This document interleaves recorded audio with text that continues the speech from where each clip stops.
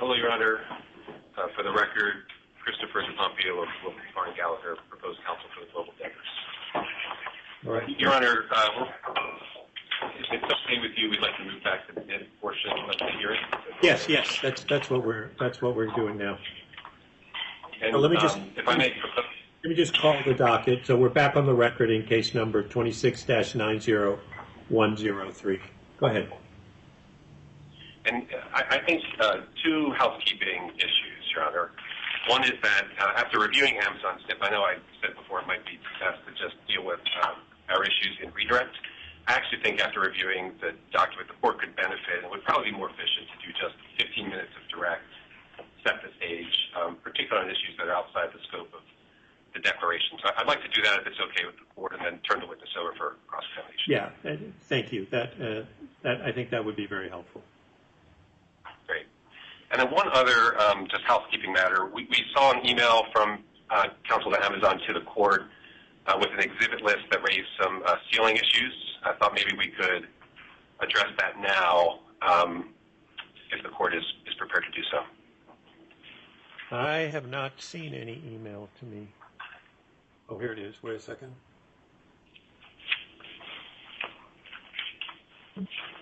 No, I haven't seen any. I haven't seen any issue. I haven't gotten anything from. Your Honor, we filed a. Go ahead. Yeah, okay.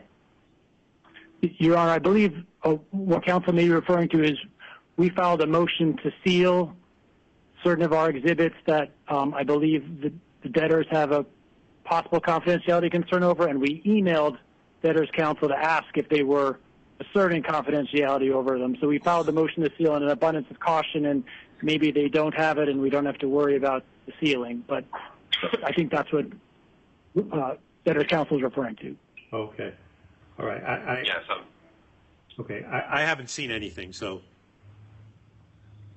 Sure, Your Honor. And I hopefully can make this relatively easy for you. And I apologize if I misunderstood. I've been reading a lot during the hearing. Things get confused at times. The counsel for Amazon did submit an exhibit list. I think four of their proposed exhibits.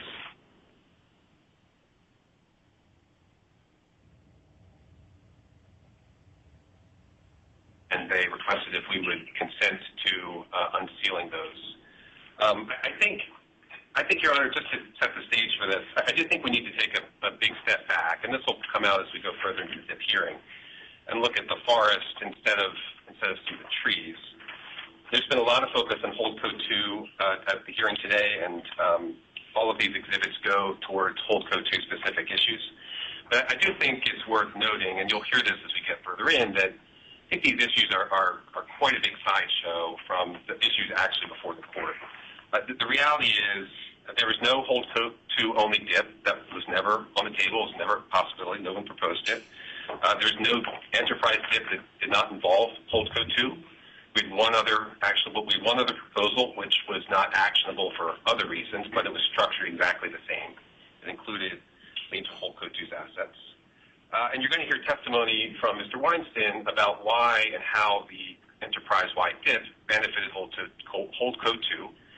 But to answer the only question that's in front of the court right now, was it an appropriate exercise of the debtor's business judgment to think that entering into this DIP, which is the only DIP that is on the table and that was actionable, benefited the enterprise and Holdco 2? I think the answer is clearly yes. Now, in an effort to avoid getting distracted further by this sideshow, I do think the debtors are prepared to agree to list any sealing with respect to Exhibits 5, 6, and 7 on the exhibit list.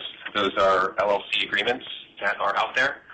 The debtors, however, do maintain their objection to confidentiality with respect to number 8, which is an appraisal of the flagship property. And the reason, Your Honor, is there's no valuation issue before the court right now. That's very far outside of what we're doing.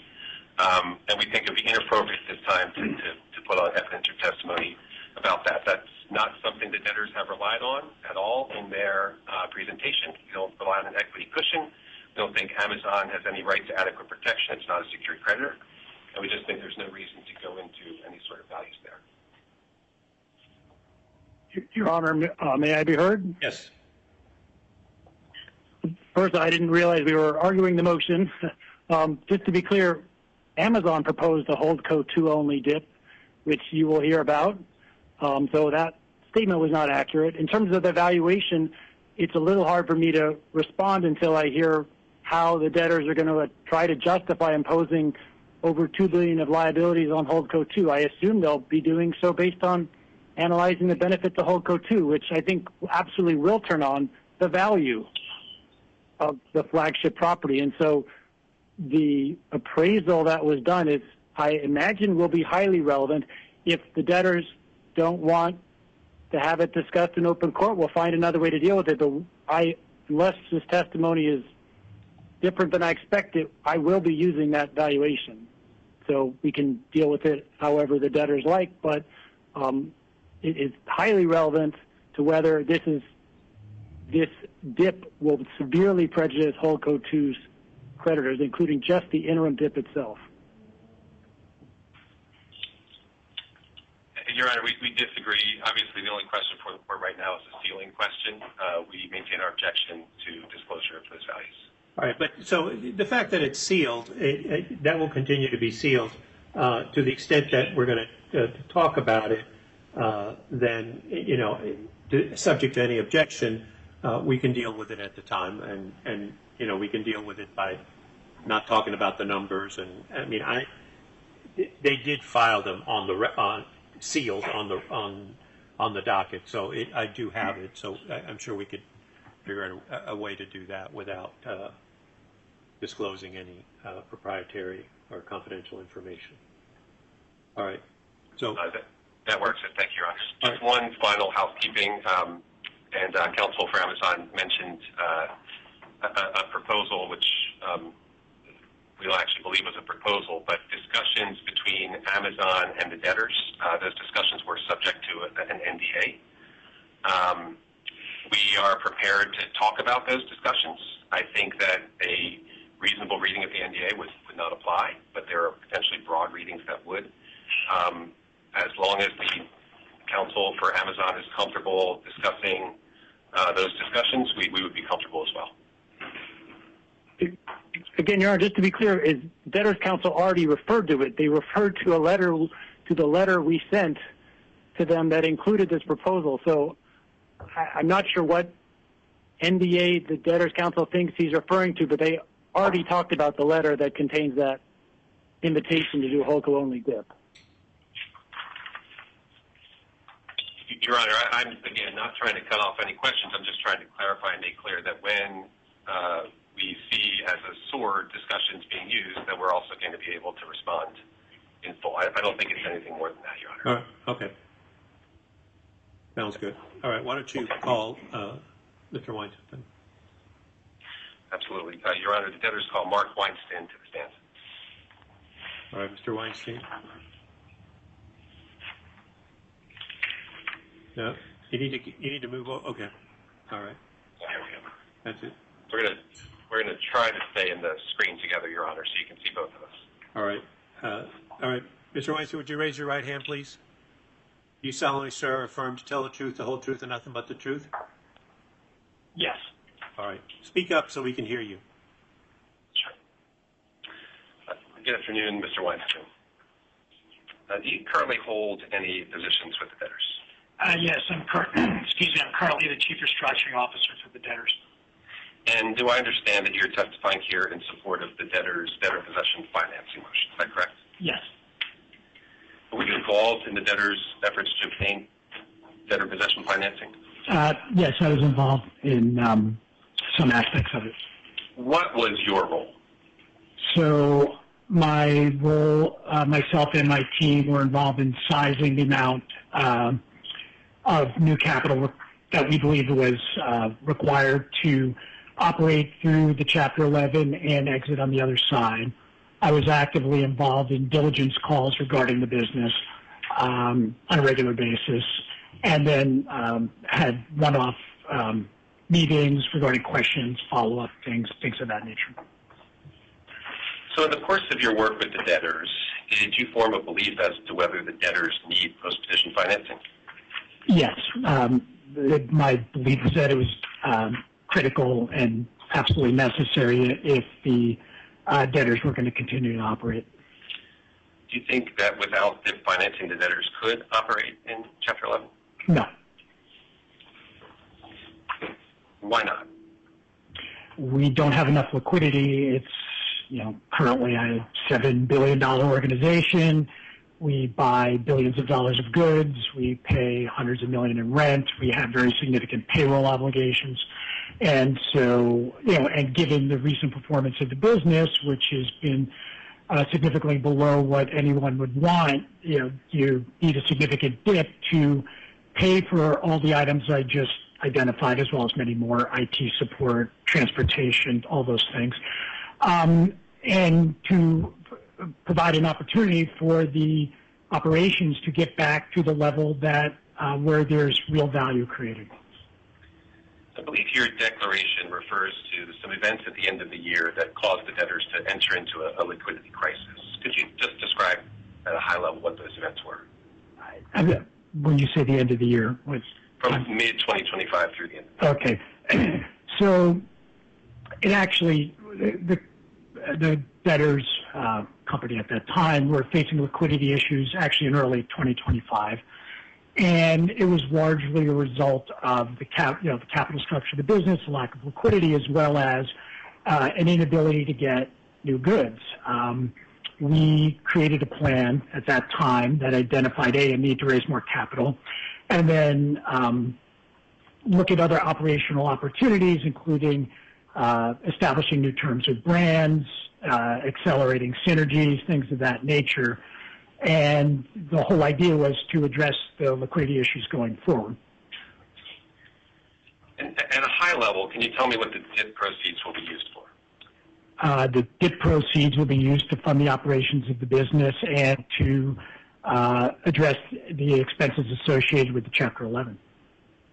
The court previously entered an order approving the motion to pay critical vendors. Is that an aspect of the DIP financing that is? It is an aspect, and no pun intended, it is a critical aspect. One of the biggest issues facing Saks Global was, and it's been stated already on the record, was the inability to get goods. If you don't have goods, you have nothing to sell.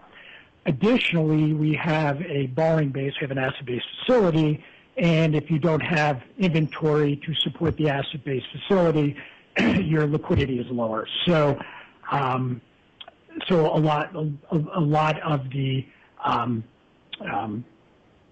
purpose of the critical trade motion is to ensure regular flow of goods, as well as what differentiates Saks Global in many ways is access to exclusive goods, access to exclusive brands, providing an environment that is conducive to the customer which we're trying to attract.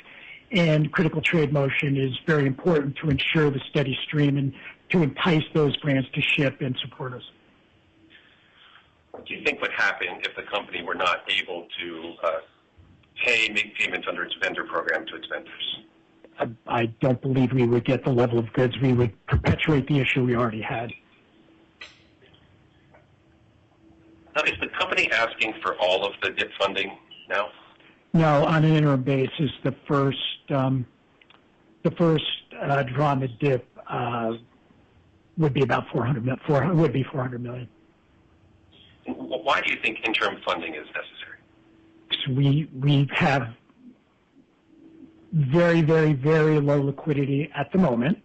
We have expenses to pay, some as imminent as tomorrow, and we desperately need to get the flow of goods going. We have many of our biggest brand partners, and I think counsel for some of those brand partners identified this tonight. They're ready to ship to us, but they need to see, and we need to demonstrate an ability to pay. You mentioned in your answer just now some payments that are due tomorrow. Do you have any sense for how much funding would have to happen tomorrow? For tomorrow, it's probably in the 30 to 35 million range, and then there'll be more payments on Friday, et cetera. And the quicker we get the funding in, A, it de-risks, it does a couple things. A, we need to make the immediate payments. B, you're always at a risk of some functional issue anytime you're going through a funding of this nature, and the quicker you get it, you de-risk it by ensuring you get the funding in faster. And lastly, it's very, very well publicized. Actually, there were many articles in the springtime which were actually incorrect, and certainly a lot of articles recently about the issues facing Saks, and it is immensely important to us to be able to project to our brand partners and other very important partners, as well as our employees, that we have sufficient capital to operate. We have an outstanding team. The people on the Saks Global team are very highly skilled and know how to provide the customer experience that our customers are looking for. So having this immediately will provide the confidence of our ability to go forward. You mentioned $30 to $35 million of payments tomorrow. Do you have any sense for what things those disbursements are going to pay? Sure. Some of it is to cover payroll. Some of it is to cover insurance payments. Some of it is to cover, a big chunk is to cover taxes. And then there are other associated important payments that, many of which were approved earlier today. So payroll, taxes, other payments approved today. There's insurance premiums as well. Insurance. What is your sense of what would happen if those things were not paid for, if we didn't have the funding to do so? I forgot one important one before I answer that. We have customer refunds outstanding. So, the first two, the second that, you don't pay anybody, and it's not a full payroll, but there's payroll out there. The second that one person doesn't get paid, it has a multiplicative effect through the organization, and people get really concerned that irrespective of everything we've told them about a path forward, like, oh my God, I didn't get paid this week. As for customer refunds, we actually had some bad publicity regarding customer refunds several months ago, and if there was any hint of not making good on legitimate customer refunds that are owed, once again, that would likely be highly publicized and create issues for us with our customer base. And then the obvious issues with taxes and insurance.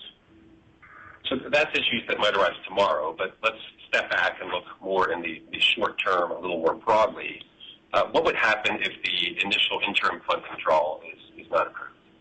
It'd be hugely problematic. We have a budget that's predicated upon bringing in inventory as quickly as possible and reestablishing our credibility with our brands. I think our credibility has been damaged, understandably so, given what's transpired between the company and the brands. But nevertheless, we have great brand partners and other important partners, whether they be transportation partners, marketing partners, and they're there to support us. But if we do not have the ability to pay them immediately to provide the services and the goods that we need to meet the budget that we've put forth, we'll be dead in the water. Do you think the company could survive without the interim funding? No. How long do you think the company could potentially go until it fails? Well, based on current liquidity, maybe not past the end of the week. Right now we're being funded, frankly, through the good graces of our ABL, who has no, because we're in default, there's no obligation to fund us, but they've been cooperating, seeing the dip out there and understanding that there's significant dollars coming in. They've actually been supporting us, even though they have no obligation to at this point, over the last several days.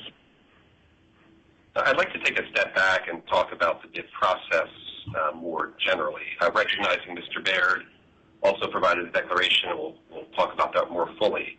But were you involved in the process of selecting the DIP facility? Ultimately, yes. And were any alternatives to the DIP facility considered?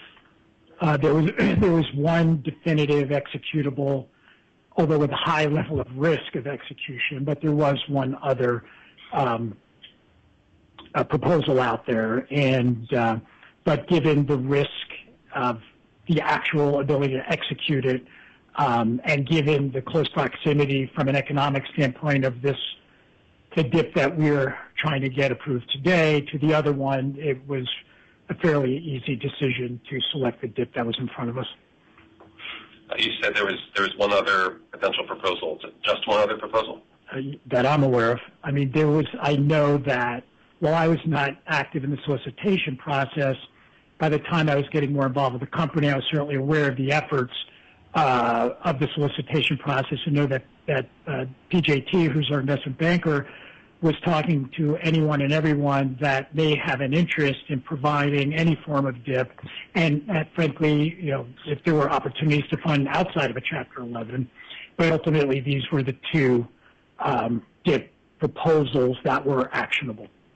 And just because it's come up today, was that alternative DIP proposed by Amazon? No. There's been a lot of talk today about an entity called Holdco 2. Are you familiar with that entity? Yes. Can you explain for the court, just at a very high level, how Holdco 2 fits into the debtor's capital structure?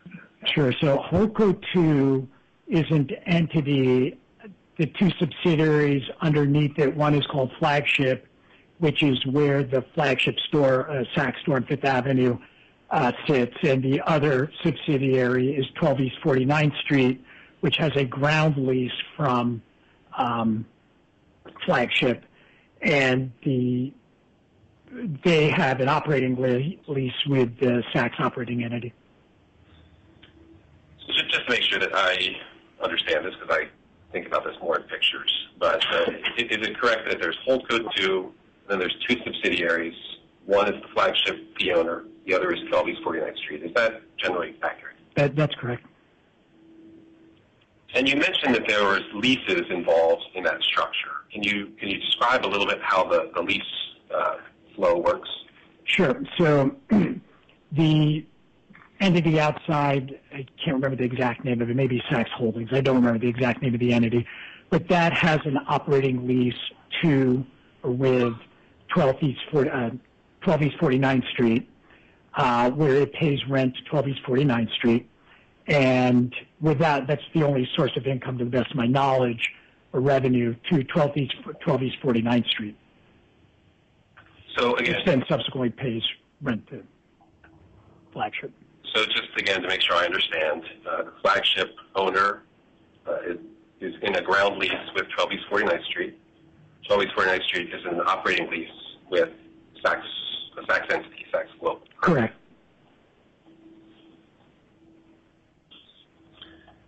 Now, we've been talking about the Saks entity that owns the Flagship store. Can you tell me a little bit about what the Flagship store is?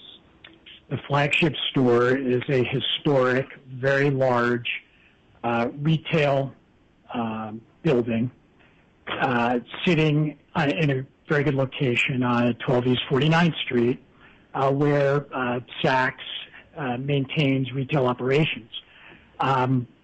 It has somewhat of a unique purpose in that it is really it's utilized as a retail location, and would be for any other purpose, you would look at it and there would have to be massive reconfiguration for other purposes.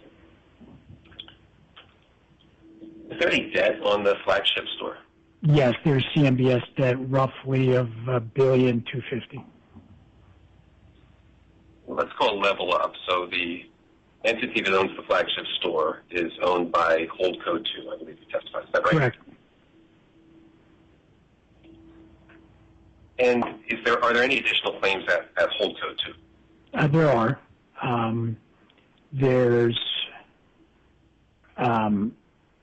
There's various vendor claims at Holdco 2, somewhere in the vicinity of $180 million, I believe. Amazon has a claim at Holdco 2, about $475 million. And then there is a pledge to the SPV notes of approximately $200 million. Now, I know we're talking about the Flagship store. You mentioned it was valuable as a Saks. Do you think it would be as valuable if it were not a Saks? No, not at all. Objection, Your Honor. Objection. Lack of foundation. This witness is not a valuation expert. He's not qualified to opine. They have a valuation, which they apparently don't want people to see, but the witness here is not a real estate expert and has any basis to opine on the value of the flagship property. Your Honor, our witness is not opining on the value of the flagship properties. He's simply opining on the use of the property and what its most highest and best use is. The question literally was, do you think the value of the property would be less if Saks wasn't occupying it? That is an issue for a real estate appraisal to opine on. Right. Why don't you re-ask your question? I think the way you phrased it was not objectionable. Yes, thank you, Your Honor. So, Mr. Weinstein, my question was, would the Saks store be as valuable if it were not a Saks? I don't believe so. And why not? Would be my objection. If Saks wasn't there, there would be no income to 12 East 49th Street. You would liquidate the store. You would impair the value of the Saks name, which I'm not sure is relevant here. But if there's no income, it becomes a dark store ultimately, and it would be worth a lot less than as an operating entity. While I'm not an operating valuation expert, there's typically higher value associated with properties that have active tenants that are paying rent than a property that is dark and is not receiving a rent stream. Your Honor, I renew my objection and move to strike. This witness admits he's not a valuation expert. He's not a real estate expert. You would need to bring in a real estate expert to appraise the properties on a dark versus lit basis to give that testimony. I'm going to overrule the objection. He's the CRO. He's just giving his basically business judgment view of the business judgment of what they did. I'm not taking it for whether it's value again, the issue as of this moment, the issue of valuation is not really in front of me at this point. So I'm going to go ahead and allow the testimony. Thank you, Your Honor. Mr. Weinstein, do you think that without the dip, the flagship store could continue to operate as a Saks? No, it can't, because the dip will support the operations of Saks Global, including the 12 East 40, the flagship store at 12 East 49th. It will allow that store to be merchandised. It will allow store employees to be paid. It will allow rent to be paid back to the 12 East 49th subsidiary. So the dip will actually help support the operations of that store, concurrently allowing a flow of revenue into the Holdco 2 subsidiaries. And what do you think, as a CRO, would happen to the value of Holdco 2 if the dip were denied? Just for the record, I'm repeating my objection to that. All right, overruled. Go ahead. I mean, if the company, without the dip and the company are forced into liquidation, I believe that the value of Holdco 2 would be diminished. Do you think in that context Holdco 2 would be solvent? No. I'd like to go back and talk about the dip process again to the extent you know it. Did anyone offer to lend only on Holdco 2's assets? Not that I was aware of during the process of the dip solicitation, where we were in numerous conversations, at least I was in several of them, where we'd have daily calls with Amazon and their advisors anyway. And I don't recall that coming up. I may have missed that meeting, but I don't recall that coming up. And I believe you testified that there were two executable proposals. One is the proposal accepted. Another was from another third party, not Amazon. Did either of those proposals involve an offer to lend only on Holdco 2's assets? No. Did either of those proposals involve an offer to lend dip financing without a lien on Holdco 2's assets? No. was anyone offering an opportunity to obtain DIP financing without a lien on Holdco 2's assets? Not that I'm aware of.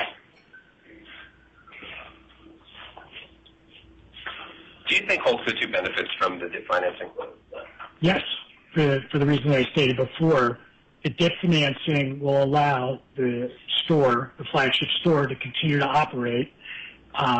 Without that, you would liquidate.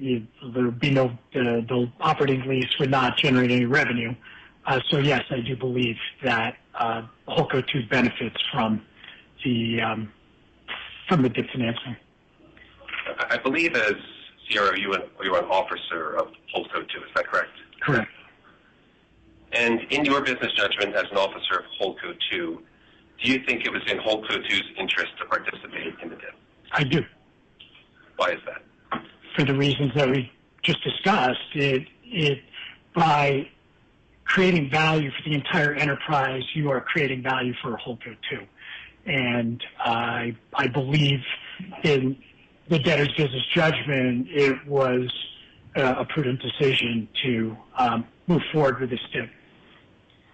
And last question, and big picture, just stepping back. What do you think would happen in the short term if the debtors were not able to obtain the DIP financing on an interim basis today? I think I stated that earlier. There would be significant impairment to the business and likely a liquidation. Your Honor, I have no further questions. I would like to reserve time for redirect if necessary. All right, thank you. All right, Mr. Harris? Thank you, Your Honor. Would it be possible to give my colleague, Ms. Tiffany Austin, presenter privileges? Yes.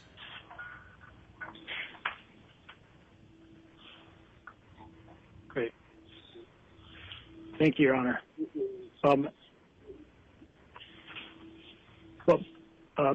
Good evening, Mr. Weinstein. I'm Chris Harris, Latham, on behalf of Amazon. We haven't met before, and I apologize if it's a little rough for doing this kind of on the fly.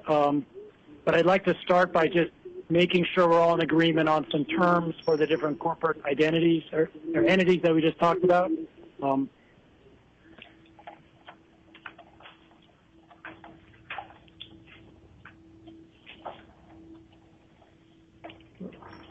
If he's speaking, I can't hear. Yeah, Mr. Why don't you hit 5-star again?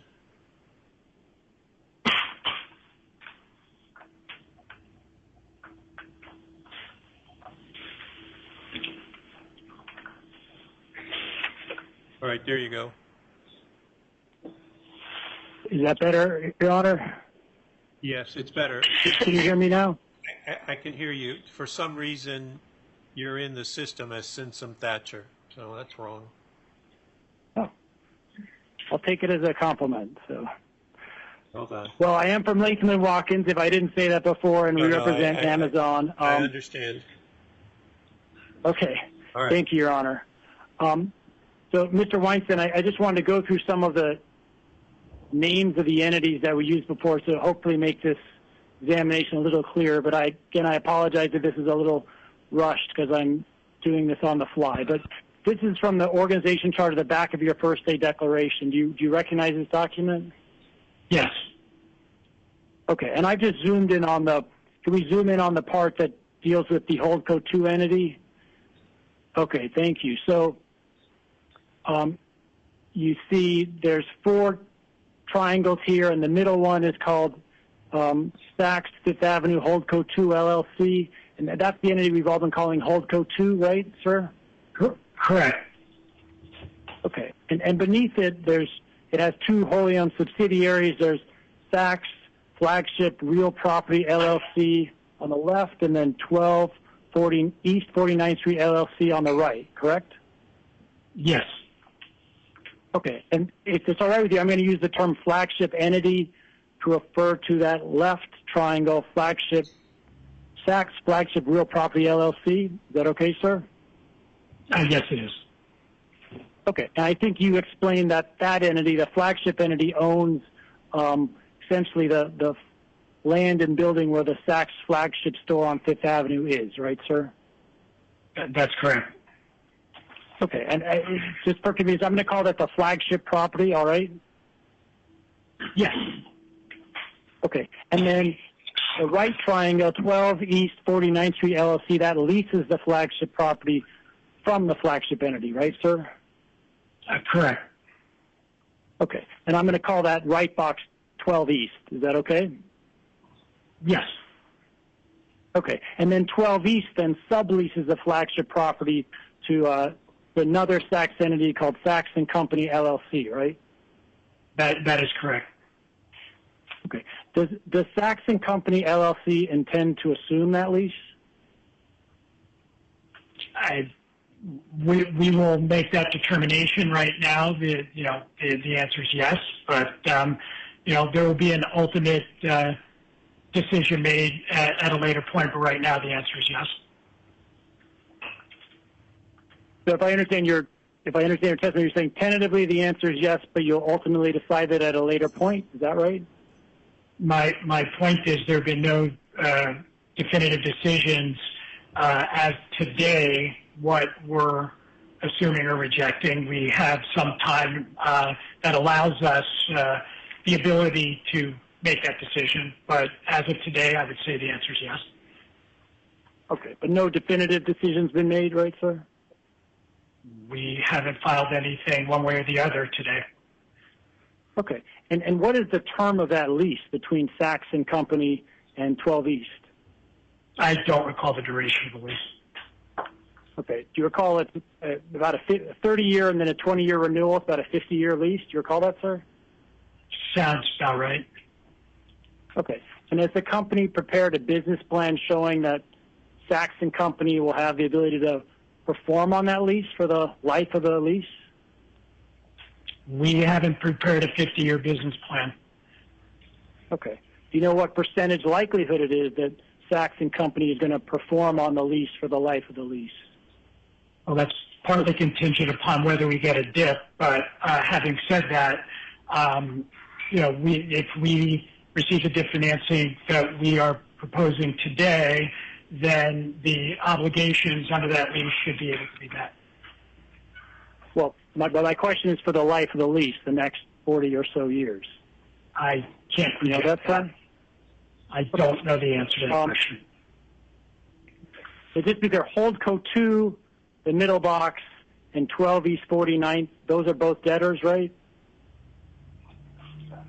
Holdco 2 and 12 East, yes. Okay, but the flagship entity, the left box, that's not a debtor, right? That is correct. Okay, and just one more term that may come up. I'm going to refer to those three boxes combined as the flagship silo. Is that okay, sir? Yeah, that's fine. Now that you've defined it, that's okay. Okay, and just to back up a bit, when did you're employed by BRG, right, sir? That is correct. Research group. Okay, and when did BRG first get involved with Saks?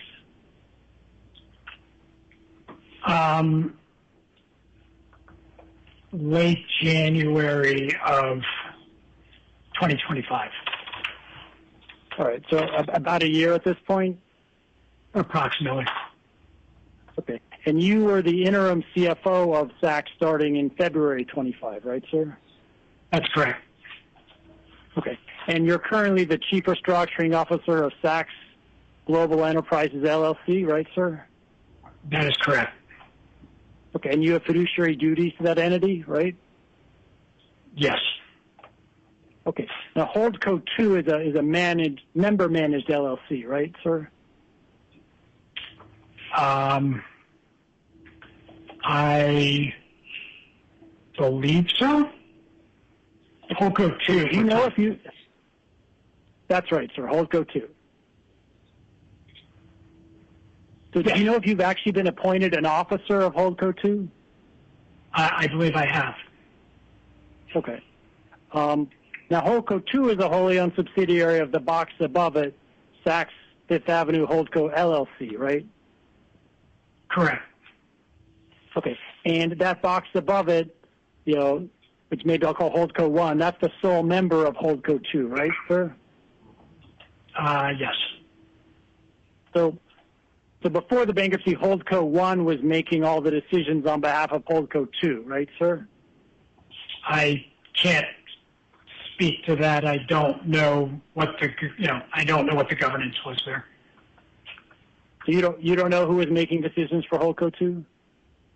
I can't speak specifically to before the chapter 11. Okay. How about today? Who's making decisions for Holdco 2? Well, I'm the chief restructuring officer, and there is a restructuring committee of the board that is making decisions.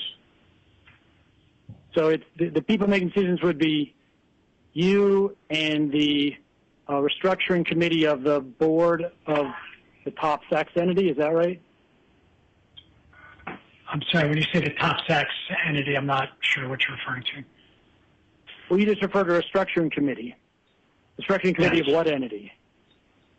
The restructuring committee is a committee of the board of SACS Global. SACS Global. Okay. So the people making decisions for Holdco 2 are yourself, and then the members of the restructuring committee of SACS Global. Is that right? Well, with the management team, yes. Okay. Those are the same people making decisions on behalf of all of the debtors, right?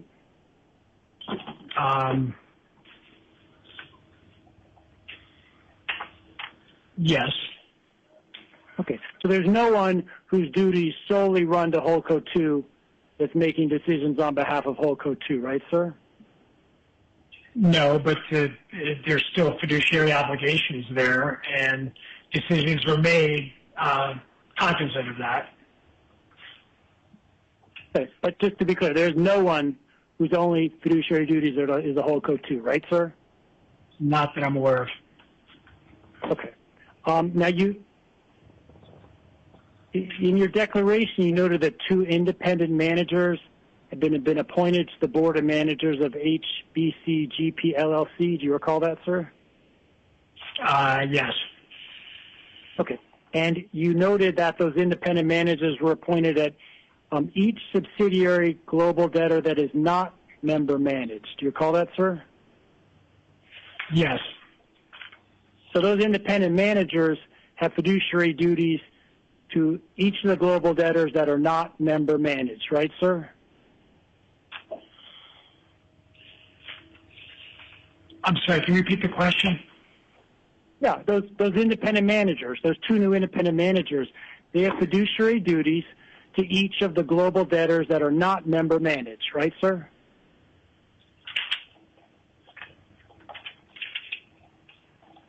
I believe so. Okay. But Holdco 2 and those other 2 boxes, they are member managed, right, sir? No, 12 East 49th Street is not member managed. You're saying it's not member managed? Okay. That is Holdco 2 is member. Okay. Holdco 2 is member managed, right? Yes. Okay. So those independent managers do not have a fiduciary duty to Holdco 2, right? I'm sorry, I'm getting lost a little bit. Which independent managers? The 2 new independent managers, they were appointed to the board of managers of HBC GP LLC. Yes. Okay. So I want to talk then a little bit so those, just to be clear, the record's clear, those 2 independent managers do not have fiduciary duties to Holdco 2, right, sir? Objection, Your Honor. Objection, Your Honor. Calls for a legal conclusion. Sustained. Your Honor, it's right in his declaration. He said that these people were appointed. He seemed to have that factually in his declaration. He can speak to what the governance is at these entities. He can speak to the Your Honor, you facts. can speak to the governance. Yeah. Sorry, Your He Honor. can justify as to the facts. I think he has. I don't think there's any dispute on that. But then the next question was, then that means they don't have fiduciary duties. That does call for a legal conclusion, and I'm going to sustain the objection. Okay. Well, let me ask this, sir. Has anyone told those independent managers that they have a fiduciary duty to Holdco 2? Objection, Your Honor, to the extent it goes into privileged information. Yeah, so if you can answer the question without divulging any privileged information, you may. Otherwise, I'm going to sustain the objection. I'm sorry, can you repeat the question, please?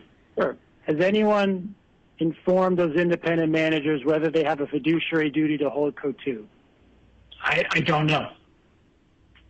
Okay. A few more questions on the bottom left entity, the flagship entity.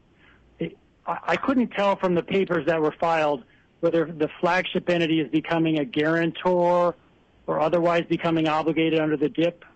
So what is the situation? I believe I would defer to Mr. Baird on that question, who is more involved with the structure. Let me make sure I understand. You don't know whether the flagship entity is becoming a guarantor or otherwise obligated under the DIP? I'm trying to remember at the moment. I apologize. You know if the flagship entity is providing a mortgage on the flagship property? There is a mortgage on the flagship property. So that was a bad question. Do you know if under the DIP, the flagship entity is providing a mortgage on the flagship property to the DIP lenders? I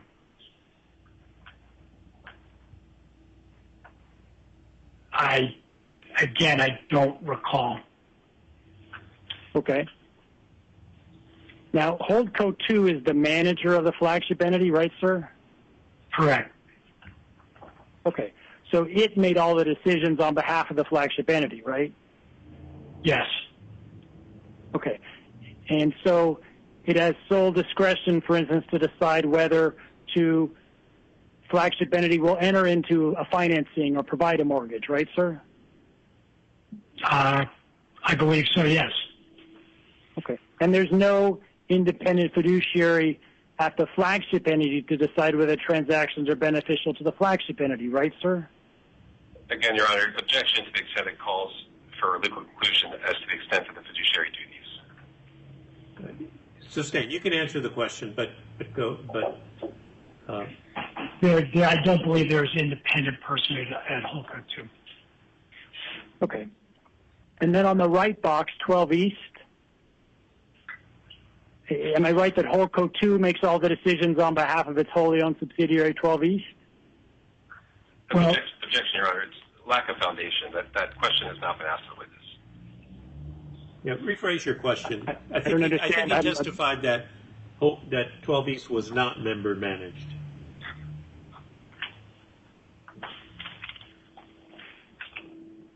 Well, who's making the decisions for 12 East, sir? 12 East is manager managed. You said it is manager managed? Yes. Okay. So who is making decisions for 12 East? The manager is HBC Garden City, I believe. Okay. And who's the actual person making those decisions? I forget. The person was recently installed. Now, that's the person who is the independent manager there, right? Objection, Your Honor. The witness has not testified about an independent manager at Garden City or anywhere else. Well, I'm trying to understand the witness's testimony. But rephrase your question. Sure. You mentioned that some entity is making decisions on behalf of 12 East, and I'm trying to find out who that is. So can you tell us again who that is? The manager who is managing is HBC Garden City.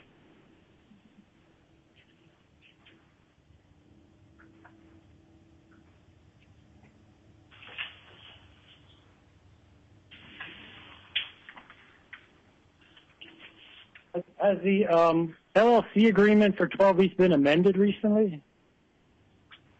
Yes. Well, when was that? I believe it went effective yesterday. I see. Copies of that been provided to any creditors or any other constituency? I believe so. Oh, who? Who received those? I think Exonic received copies of it. I'm not sure if others may have. I don't know who else. Okay.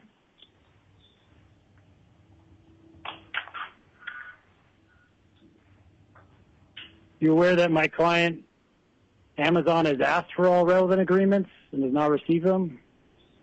I'm not aware of what's been asked for. Okay. We'll get to that in a minute, but I want to talk about advisors to the different debtor entities now. In the Chapter 11 cases, the debtors are all proposing to retain the same legal counsel, Wilkie, right, sir? That is incorrect. I believe 12 East 49th has separate counsel. Who's that, sir?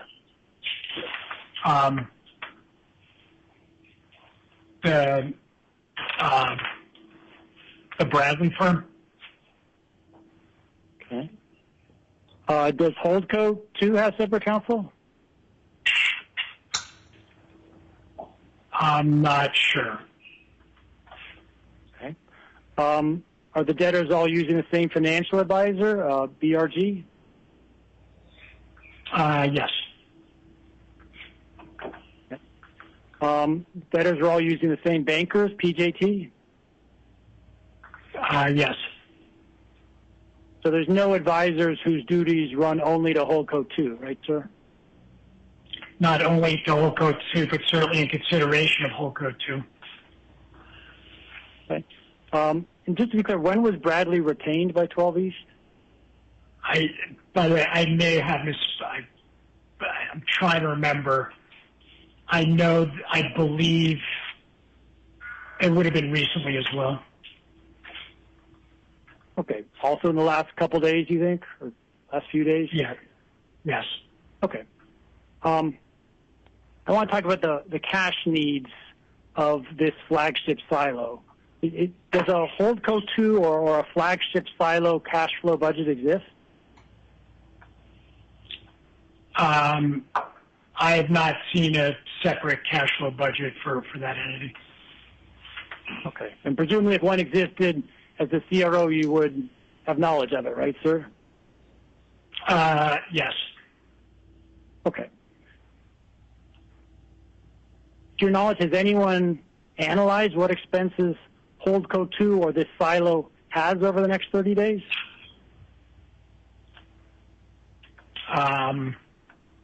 Analyzed, no. I know that there are definitely payments due under the CMBS and other payments, but specifically analyzed that, no. Looked at rent in the aggregate, of which that's part.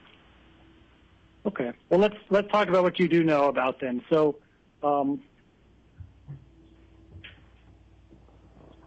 first off, you mentioned just focusing on Holdco 2 itself and not the subsidiaries. Does Holdco 2 itself have any expenses in the next 30 days? Holdco 2, I do not believe has any specific expenses in the next 30 days. How about annually? Does it have any expenses, Holdco 2? I'm not sure.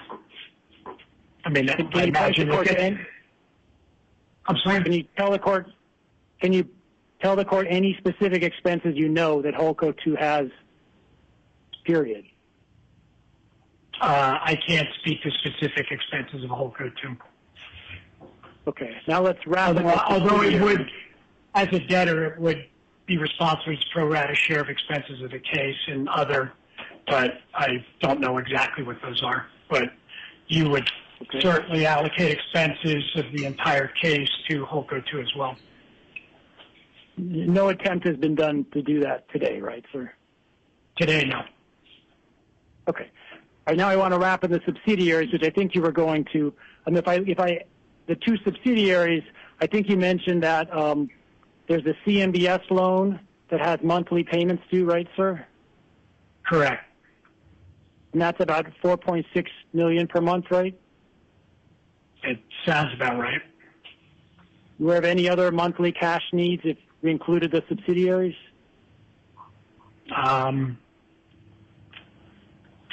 There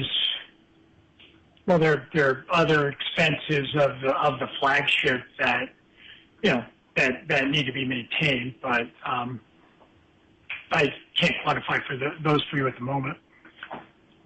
The only thing you can quantify is the $4.6 million monthly CMBS payment, right, sir? Yes. Okay. And then let's talk about the revenues that come in. We talked about how Saks Operating LLC makes a lease payment to 12 East, right, sir? Correct. And that lease payment is $7.7 million, right, sir? Correct. And then 12 East makes a payment on its lease to the flagship entity, which it uses to pay the CMBS loan, right, sir? Yes. And it's more than the amount of the CMBS loan, right, sir? It's more, but there are other expenses as well. Yeah, but you can't tell me what they are right now? Specifically, no. Okay, and do you know if those expenses are, in fact, also covered by Saks and Company under the triple net lease it has? Yes. Okay. So as long as Saks and Company pays on the operating lease, that's going to more than cover all the cash needs of Holdco 2 and its subsidiaries, right, sir? It should be equal to, yes. Okay. Now kind of focusing on the assets of Holdco 2, it obviously owns these two entities, right, sir? Yes. So it indirectly owns the flagship property, right? Yes. Okay. Does it also have any cash on hand? I don't know what cash on hand is today. Okay. Not something you've looked at, I guess? I may have at one point, but I didn't today. Okay. Now, you're aware there was an appraisal of the flagship property done in 2024 by JLL, right? I know there have been several appraisals done of the property. Okay. Well, that specific appraisal was used in Saks' SEC filings, right? I'm not sure what appraisal was used for the SEC filings.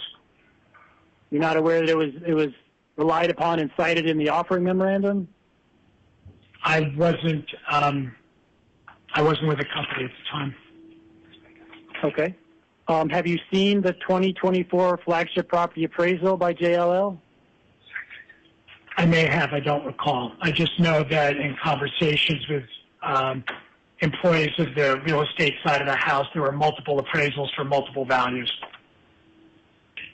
I just want to make sure. You think there's been other appraisals of the flagship property since the 2024 JLL valuation? Is that right, sir? I don't know if they were before or after. I just know there's more than one. Okay. So in doing whatever work you were doing and analyzing the benefits to Holdco 2, you didn't focus on that appraisal, I guess?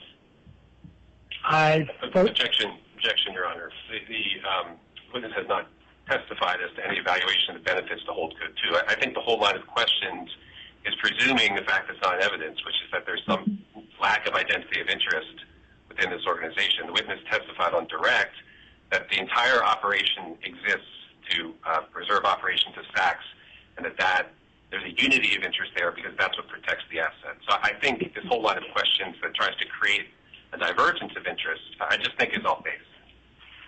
Your Honor, could I ask the counsel to limit his objections and not be speaking objections? I would also just note, in this direct testimony, he literally testified the value of Holdco 2 would diminish if Saks closed. So clearly he is providing some amount of testimony about the impact on the value of the property. So, yeah, I'm going to overrule the objection. I think the question was fairly limited to, did he use this appraisal in connection, or any appraisal, in connection with his determination? I think it was a fairly limited question. Go ahead. You want to rephrase just re-ask the question so that we have a clean record. Yes. Sir, did you use the 2024 JLL appraisal of the flagship property or any other appraisal of the flagship property in making decisions about Holdco 2 in relation to the DIP or the bankruptcy filing? I'm not sure which appraisal it was, but there was a dark appraisal that there was an appraisal that we used to, run various scenarios if there was a liquidation, and but I'm not sure which appraisal was used. Okay.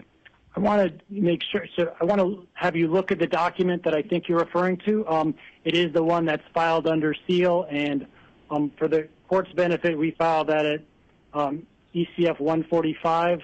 I believe it's probably -4, although I don't have access to whatever numbering system the court used, and maybe your counsel could show it to you. We do have a copy, Your Honor. I'll hand it to the witness.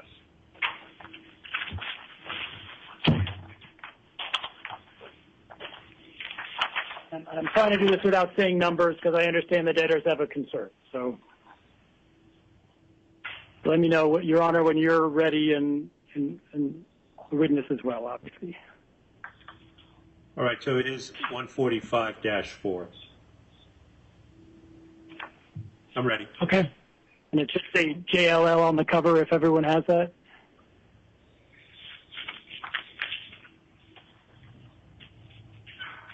And sir, if you look at the cover page, and then if you look at page 4, you see this is a JLL appraisal, and it has value conclusions, including a go dark value on page 4 in a chart. Yes. You see that, sir?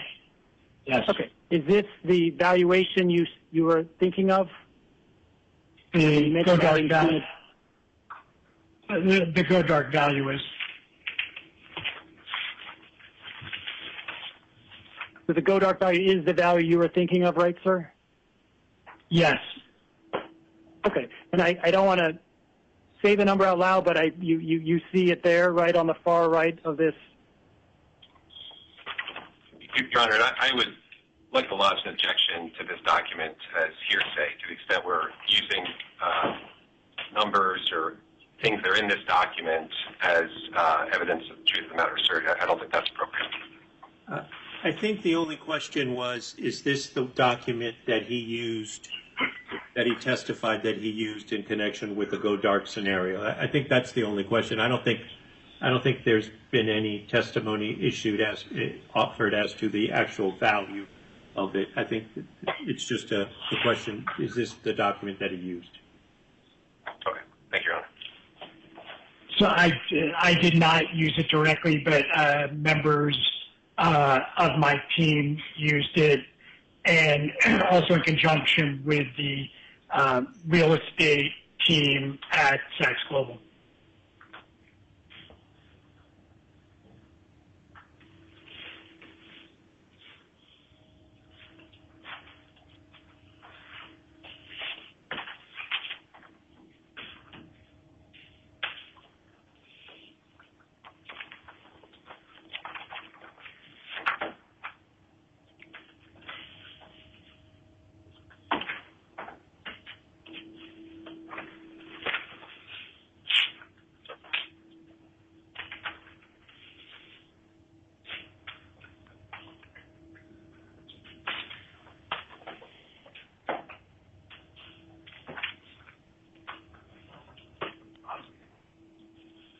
I'm sorry, if he's talking, I can't hear him. There may be a microphone issue again, Your Honor. I'm sorry. Mr. Harris, can you say something? I can't hear you, and I didn't do anything this time. No, we can't hear you.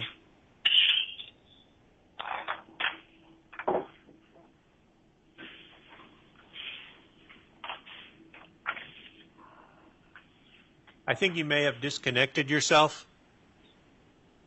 No?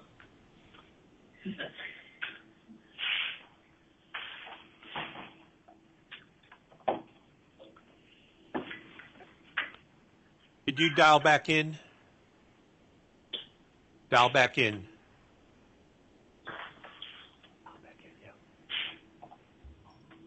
All right. Dial back in. Yes.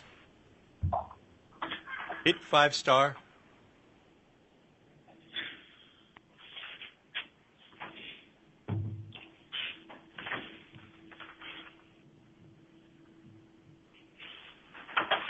All right. Can you hear me now? Yes, can you hear me, Your Honor? I can. I don't know what happened, but I changed you to Latham conference room, and it disappeared. So I don't know what happened there. Okay, well, my audio is on a cell phone, and here's the video, so hopefully this will work for you, Your Honor. All right, no problem. Okay, so I think when I stopped being heard, I was just asking the witness to confirm that he sees the go dark value at the bottom right of this chart. Correct. I do. Okay. And you understand that go dark means if the property is vacant and unencumbered, in other words, if the Saks lease is canceled, right, sir? Yes. Okay. I want to now talk about Holdco 2's liabilities, because we did go through them, and I have a demonstrative chart I just want to show you. If we could, you can take this one down and put up the demonstrative, and it pretty much reflects what you said. But Ms. Aikita can swap them out. I'm sorry.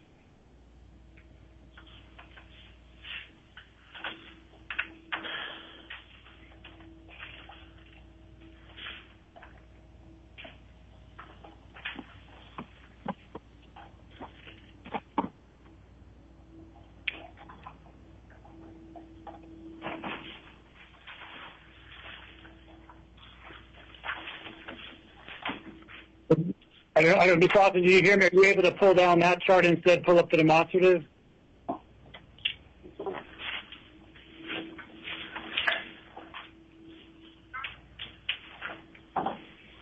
Can you zoom in on that?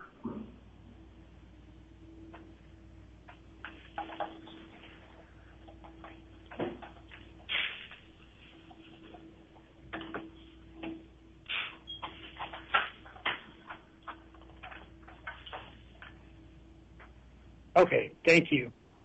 So on the left side, under pre-petition, we've listed what we believe to be the liabilities at Holdco 2 or its subsidiaries. I think you testified to most of these already, but you see there's a CMBS loan down at the Holdco entity of $1.25 billion, right, sir? Yes. And we listed a potential make-whole claim of $30 million there. Is that familiar to you, sir? Yes. Okay. And then we listed the $200 million SPV notes that Holdco 2 is guaranteed. You see that, sir? Yes. And you recall that Exonic also has a lien on the equity of 12 East? Yes. For $180 million? Okay. So I just listed all those just in abundance of caution, and the total of claims that would be ahead of my client, Amazon, are about $1.6 billion, right, sir? Yes. Okay. And then you also mentioned vendor claims that are about $180 million, right, sir? Yes. So that would bring us to a little under $1.8 billion of claims at Holdco 2 subsidiaries, right, sir? Correct. Are you aware of any other material liabilities of Holdco 2 or its subsidiaries? Currently, no, although there would be additional liabilities and expenses if we were actually to go down the point of having to monetize, which aren't reflected there. But current liabilities, no. Okay. So as long as the flagship property on a dark basis is worth more than $1.6 billion, Amazon could receive some recovery, right, sir? That's objection, Your Honor. That presumes treatment under a plan that hasn't filed yet. I think he's just asking him. I just think he's asking him. Does the math work? I mean, I think he's just asking him a math question. I don't think it has any particular legal ramifications. So I'll let him. No, I think that's incorrect. I mean, it's possible, but on the face of it, it's not definitive because there are costs to market the building, there are expenses incurred while you're marketing the building, there are risks to things, actions the CMBS could take that would require payments to them, which obviously wouldn't affect the ultimate recovery, but it certainly in the near term would have to come over with incremental cash, and there's a cost associated with that. So just because the building, a building might be worth more doesn't mean that Amazon would see a recovery because you have to account for all those costs. All right. Well, sir, you have made no attempt to estimate those costs, right, sir? Actually, we have in certain scenarios. And the other point I would add is that we also believe, in consultation with the real estate team at Saks Global, believe that they're in this scenario that we're currently contemplating, where you shut down and liquidate, there could easily be a discount against the dark value, which would further bring down the value of recovery. So net, I wouldn't necessarily use the value in here as the starting point. Well, sir, you did use the value in here when you were analyzing scenarios for Holdco 2. You testified earlier, right, sir? Objection, Your Honor. That misstates the witness's testimony. Sustained. That's the question. I'm just asking a question. You did use that dark value when you were analyzing Holdco 2 interest, you said earlier, right, sir? No, I didn't say we used it. We said we looked at it, but that's not the number we actually think would ultimately be a recovery if you were to attempt to market it. Do you have another estimate of valuation if you were to liquidate the flagship property? Objection again, Your Honor. I think there's been a recurring theme that we're using the same word value. We're talking about two very different things. I think counsel is using value to refer to numbers. We're not doing that. We're not relying on the value of the property. We're not relying on an equity cushion. We don't think it's appropriate. When we talk about value, we're talking about general value, highest and best use, the kind of things a CRO would know. And I think trying to match up those two concepts with numbers that are frankly not in evidence and are... He testified the value of the property would diminish. If he's walking away from that, then I don't need to ask any more questions. But if he's sticking to it, I get to find out what the basis for that is and to challenge it with the only appraisal that exists. Your Honor, the witness has testified this is not the only appraisal that exists. And again, we're not walking away from any testimony. We're talking about value in terms of highest and best use, not hard numbers. The question is, have you quantified... Go ahead, ask your question.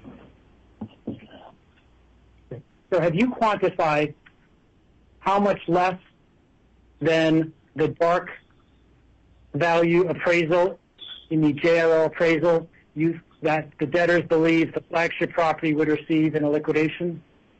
We ran scenarios from 25 and more as to what that would look like. I understand you have you quantified it? Has the debtors formed a view?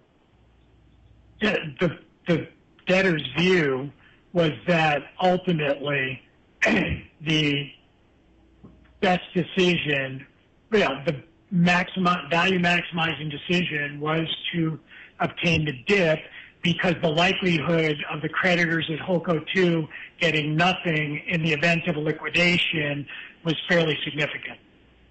That wasn't my question. Have you quantified what the value of the flagship property would be in a liquidation? I just said we ran various scenarios for 25 and above discount to the 2.1.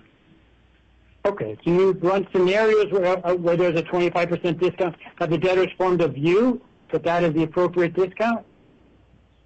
The debtors didn't form a view of the appropriate discount. The debtors formed a view that the risk of that happening was significant. We didn't land on a specific number, but understood that there's significant risk in the appraisal number that was used, and therefore, in the debtor's business judgment, took a discount against that and recognized that with the other items I mentioned to market, the expense of winding down, running that process, you would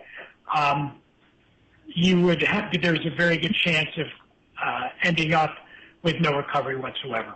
And that the decision to enter into the DIP would create a situation and increase the likelihood of getting a recovery. Okay. Have you quantified this in a way you can produce to me in response to the document request? I haven't seen it. I mean, I'm not sure what document request you're referring to. Well, assuming I serve a document request in the next day or two, there'll be an actual, I think you're saying there's not an actual written document that shows this analysis you just asserted? Sir, I didn't understand the question. It may have been a microphone issue. Is there an actual document that shows this quantitative analysis you just asserted? I'll have to say, we definitely ran the analysis. I don't know the form that it's currently in. Okay. Have the debtors performed a liquidation analysis for Holdco 2? We performed a liquidation analysis of the entity, which included Holdco 2. That's not my question. Have the debtors performed a liquidation analysis of Holdco 2 itself? That was part of the analysis I just referred to. Because when you do a liquidation analysis of the whole entity, you have to look at the waterfall at different entities, and to the extent there were specific claims at Holdco 2, that would be part of the overall analysis. Okay. So you do have a liquidation analysis you can produce in response to a document request, you're saying? Like I said, I don't know the current form of it, but okay. We could certainly go through it. Okay. Do the debtors agree that Holdco 2 is currently solvent? Solvent as long as the rent payments from Saks & Co. continue, yes. Without those, no. The debtors have decided if the rent payments stop, Holdco 2 is not solvent? Well, some part of solvency is the ability to meet your obligations. It depends what the definition of solvency is. But under that definition of solvency, no, they wouldn't be able to meet their obligations. How about on a balance? Sorry. How about on a balance sheet? It depends. You know, there's a good chance it wouldn't be. Today, with the rent payments, I would argue there's solvency. Without those rent payments, perhaps not. So without the, perhaps Holdco 2 is insolvent. I believe that's what you said. But if the rent payments were to stop, but today the rent payments are actually being made.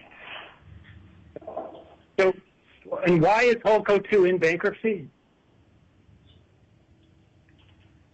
Holdco 2 is in bankruptcy because at the end of the day, we needed to get a DIP.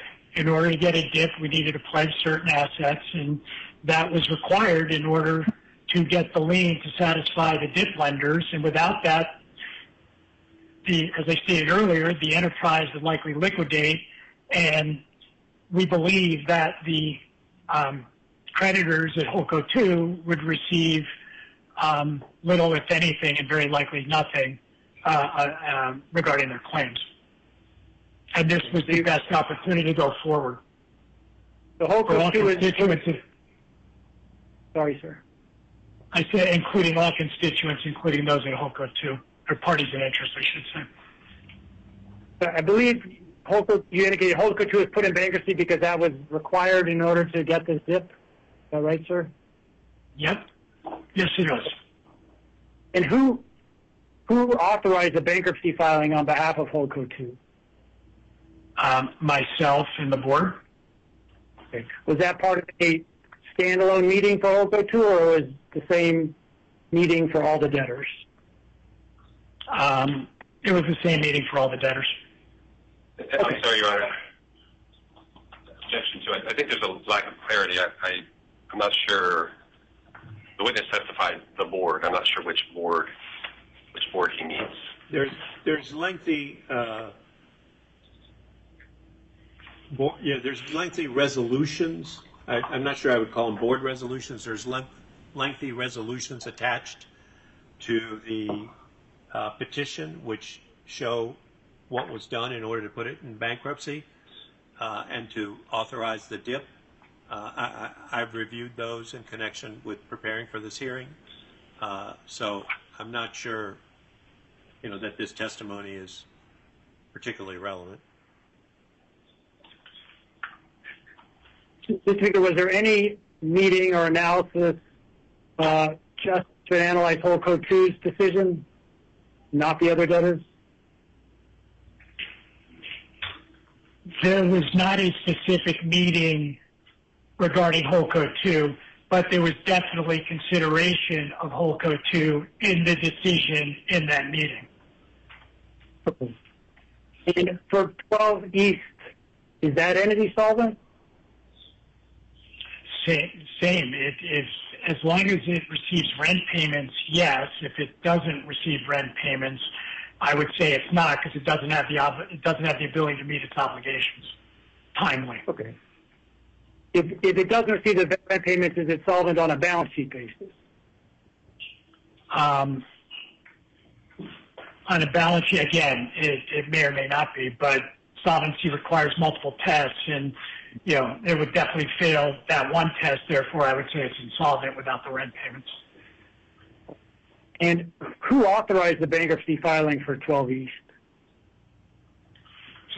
Same as with Holdco 2. Okay. Like where there is no meeting. I'm sorry, just lack of foundation. I don't think we know whether the witness knows off the top of his head who authorized the bankruptcy filing. As Your Honor mentioned, there are lengthy resolutions, and I think those speak for themselves. Okay. So finally, a flagship entity. Why is that entity not a debtor? I've relied on advice from counsel. As my understanding, it was better to keep it out, and so the decision was made that way. Is there anything that doesn't reveal privilege you can tell me about why that decision was made? I don't want to get into your advice to counsel. I'm not certain. Either. Okay.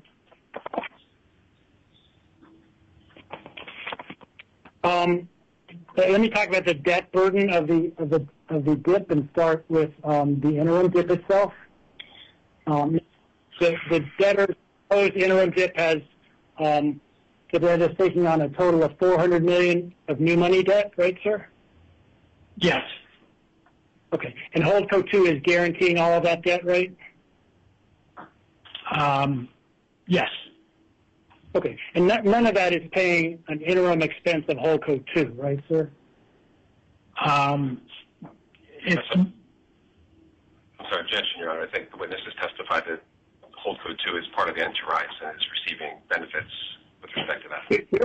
Your Honor, this is really getting inappropriate. These speaking objections. If you want to object to form or whatever, that's fine, but he shouldn't be testifying. Yeah, go try to limit your objections, but what was the objection?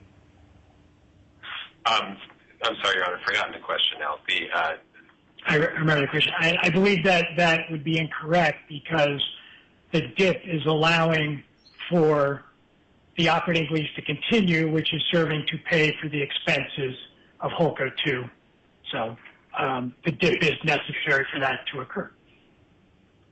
So Holdco 2 has no expenses, right, sir?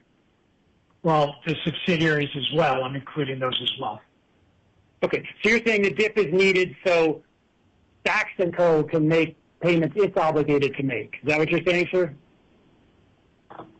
To 12 East 49th, who turns around and makes payments to the flagship. Right. Okay. And the proposed interim DIP also includes a $359 million roll-up of the pre-petition SPV notes, right, sir? Yes. Okay. And only $200 million of that pre-petition SPV debt is currently debt of Holdco 2, right? Correct. So $159 million of that pre-petition SPV debt was solely a debt of other debtors currently, right, sir? I'm sorry, can you repeat that?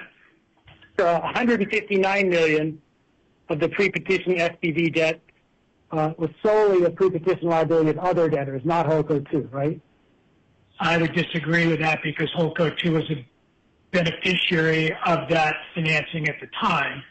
So I would say they were a beneficiary of that financing. But that wasn't my question. My question is about liabilities. HOLCO 2 is not currently liable on $159 million of the SPV notes that are intended to be rolled up, right, sir? Correct. Okay. And then the interim DIP would also convert $751 million of pre-petition second out notes into DIP obligations, right, sir? Yes. Okay. And none of that $751 million is currently debt or liability of HOLCO 2, right, sir? It's not a liability, but again, it was a beneficiary of it. Okay.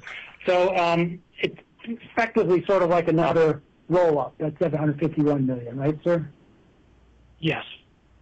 Okay. So that's about $1.1 billion pre-petition debt roll-up in the interim DIP order, right, sir? Yes.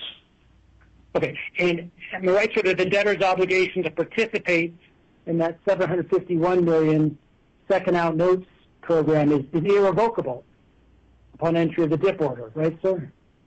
Objection, Your Honor. The documents speak for themselves. I don't think this witness has a basis to make that conclusion.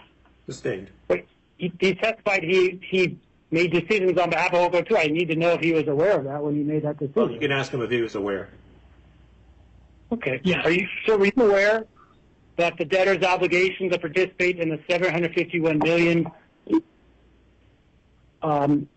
pre-petition second notes purchase is irrevocable upon entry of the DIP order? I'm sorry, Counsel. I just object to the use of the word irrevocable. I think that's a legal term and will be determined by the interpretation of the documents themselves. I'm going to go ahead and let him answer. Overruled. Go ahead, Mr. Weinstein.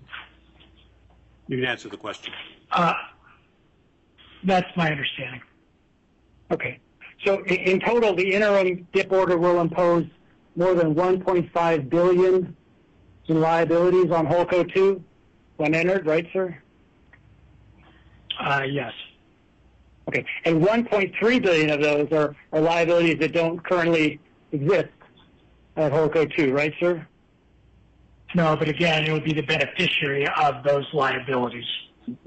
Okay. And sir, you haven't quantified how much HOLCO 2 will benefit from the continuation of SACS, right?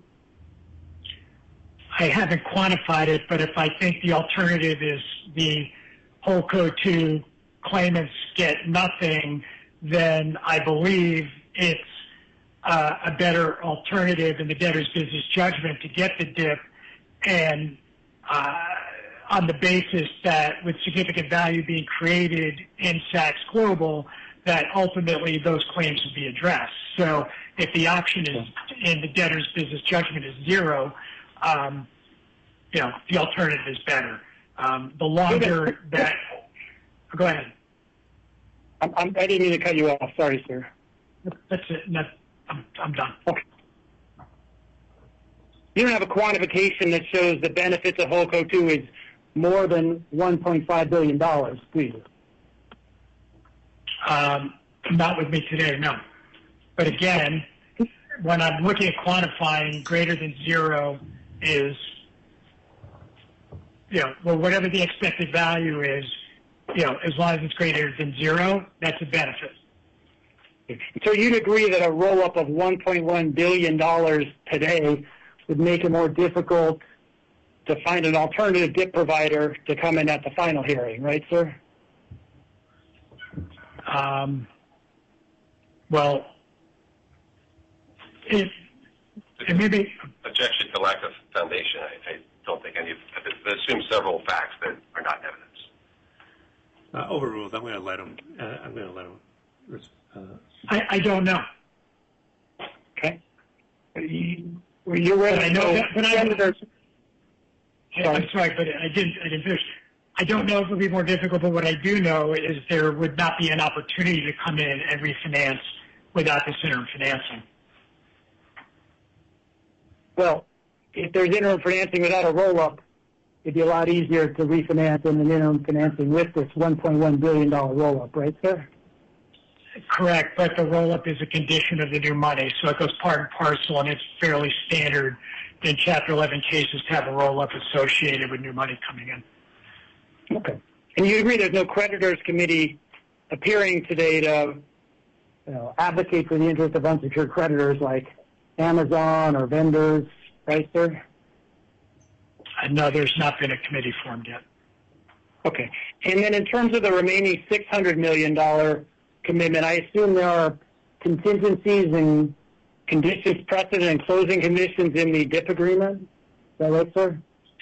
There's some, but they're fairly standard. I would say that there's nothing out of the ordinary or onerous there. Okay. But until those contingencies are met, it's not guaranteed that $600 million will come in, right, sir? No, it's not guaranteed. The only thing that's, but like I said, they're reasonable milestones. Debtor's business judgment, they believe they're attainable, and are not concerned at this moment in time about the ability to meet those milestones. Okay. But it's certainly possible that Holdco incurs its additional $1.5 billion of liabilities, and it ends up only extending the operating company's business for another 30 days, right? So that's possible.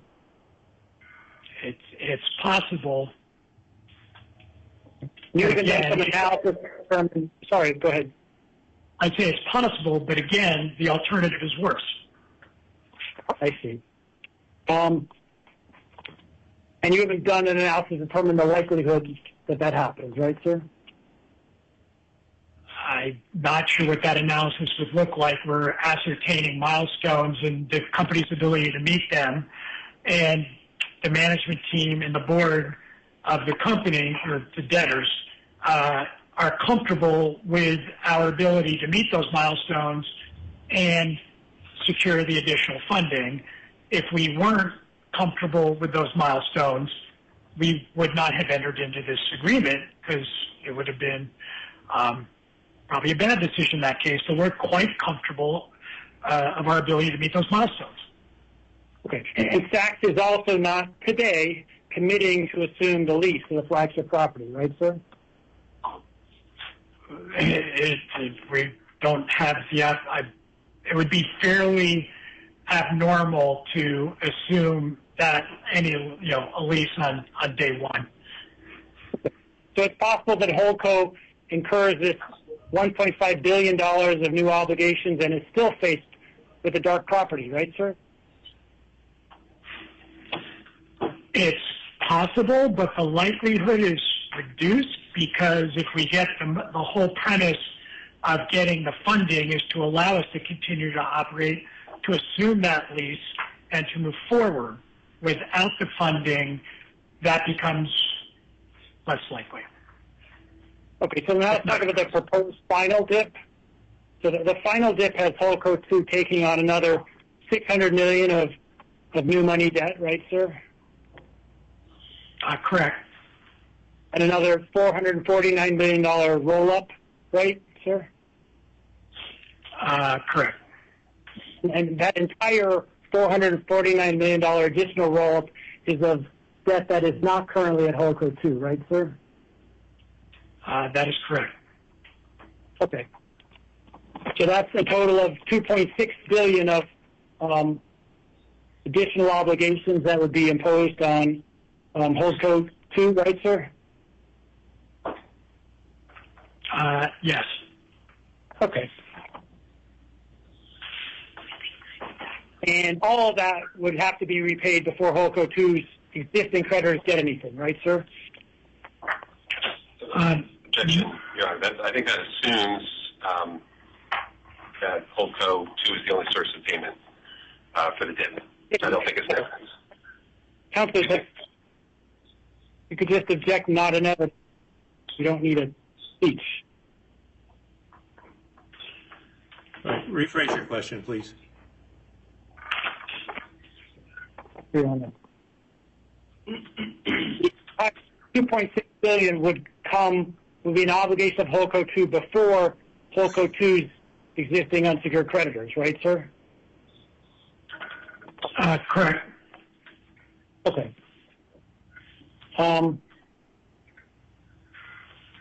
So, and I'm just going to do some hypothetical numbers here. If the flagship property is worth, say, $3 billion, currently HoldCo 2 creditors could be repaid in full, right, sir, on a dark basis? I'm sorry, did you say it's worth $3 billion? $3 billion, yep.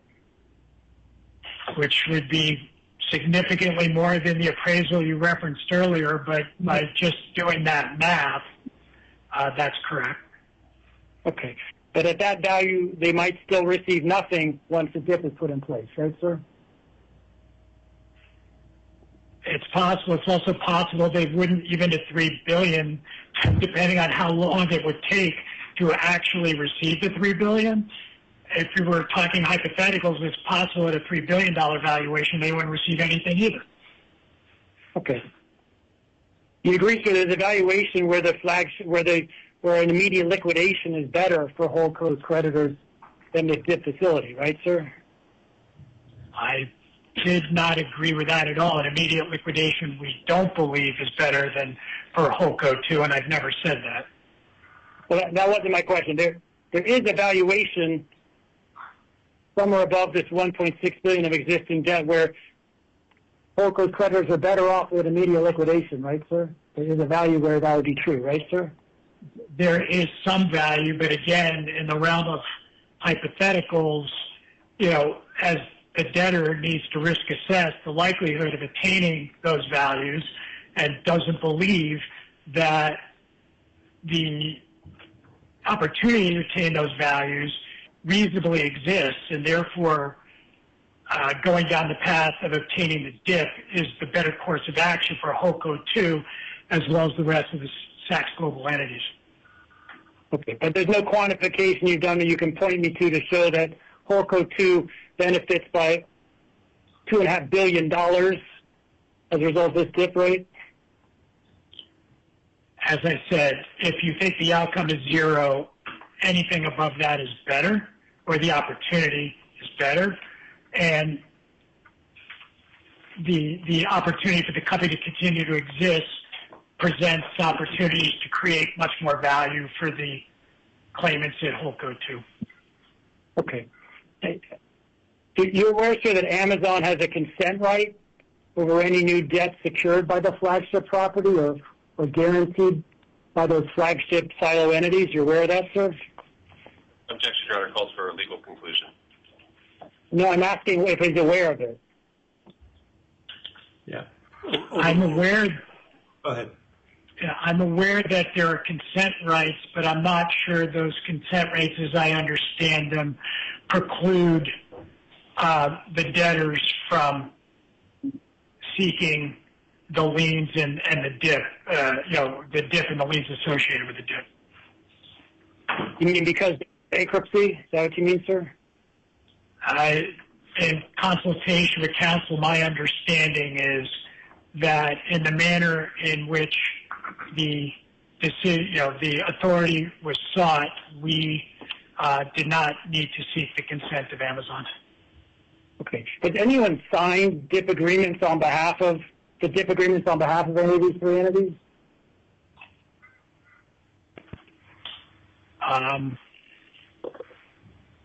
Again, Your Honor, I think we've discussed this before, but I believe you said that consents and everything are in the record and should speak for themselves. I don't know that Mr. Weinstein remembers at the moment, although he can tell me if he does. I thought it was a different question. I thought the question was, has anyone actually signed the DIP agreement? Was that the question, or did I mishear it? Yes, Your Honor. Yeah, yes, Your Honor.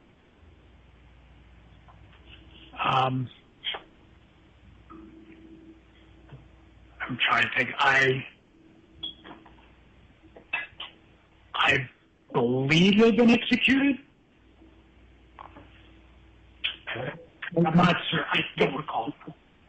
Okay. And you're aware, sir, that Amazon informed Sachs that Amazon did not consent to new debt procured by the flagship property? Are you aware of that, sir? I am aware. Okay. And you aware that, or did you consider that under the LLC agreement, the flagship entity is barred from taking on new debt? Do you consider that in your analysis?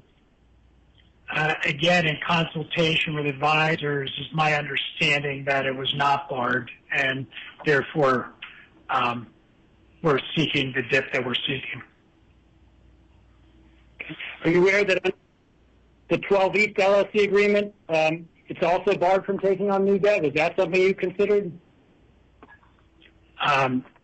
Similarly, my understanding is that we ultimately were not barred based on consultation with the advisors for seeking the DIP financing and including 12 East 49th. Okay. Now, before today, were you aware that Amazon offered to provide a DIP to Holdco 2 to finance any cash needs of Holdco 2? Objection. It assumes facts, not evidence. Well, I think he's exactly. He was aware of it. He's aware of it, yeah. I believe there was some reference to it in the letter. However, given the timing that we're on, I can't see how that was possibly actionable. And given the fact that we were in regular daily conversations with Amazon and its advisors for weeks, and this never came up. The fact that it came up in a letter on the eve of a filing seemed to indicate that it was highly unlikely that it was actionable. The debtors never even responded to Amazon's proposal to discuss a Holdco 2 DIP, right? I don't know. Are you aware of the debtors ever responding to Amazon's proposal? I'm not aware of it, no. Are you aware that Amazon asked for financial information regarding Holdco 2's expenses so they could size a DIP? Are you aware of that, sir? I'm not aware of it. And to go back for a second, I'm not sure what constitutes a proposal. In my mind, a proposal is an actual term sheet with proposed terms, not a passing reference to, hey, we propose that possibly we would do this. Okay. Well, why don't we pull up the letter then that we've all been talking about? It's I think it's ECF 144-9. Maybe, Ms. Akita, if you could pull that up. Ms. Austin, sorry.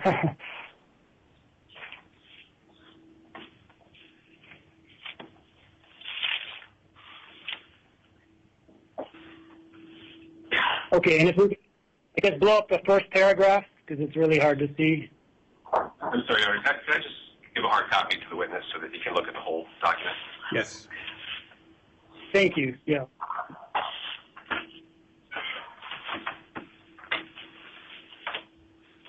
Sorry, Art, we're trying to locate a copy.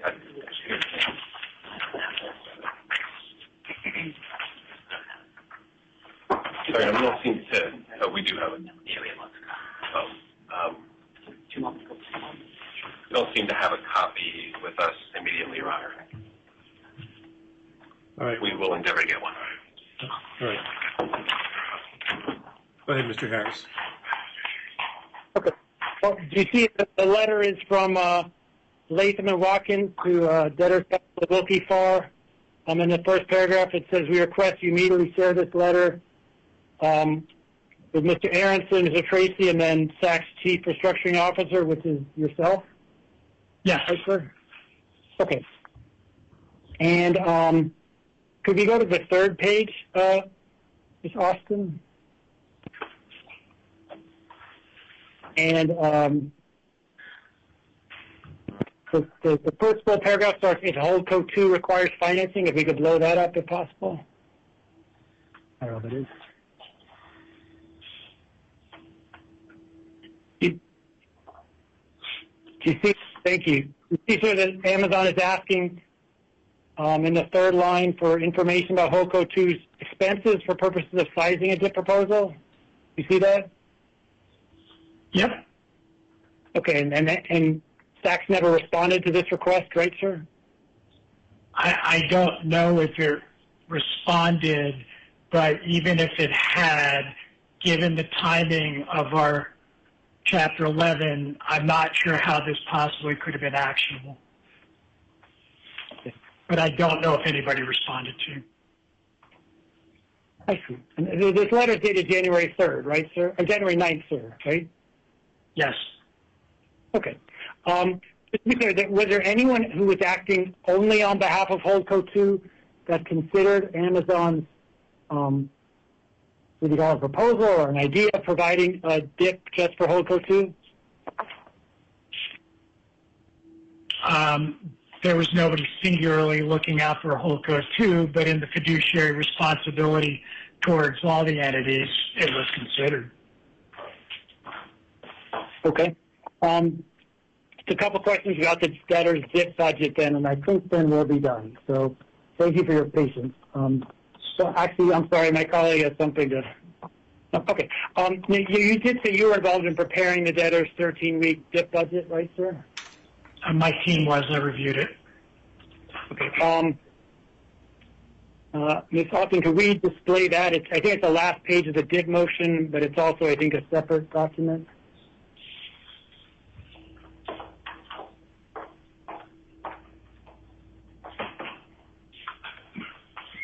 Okay.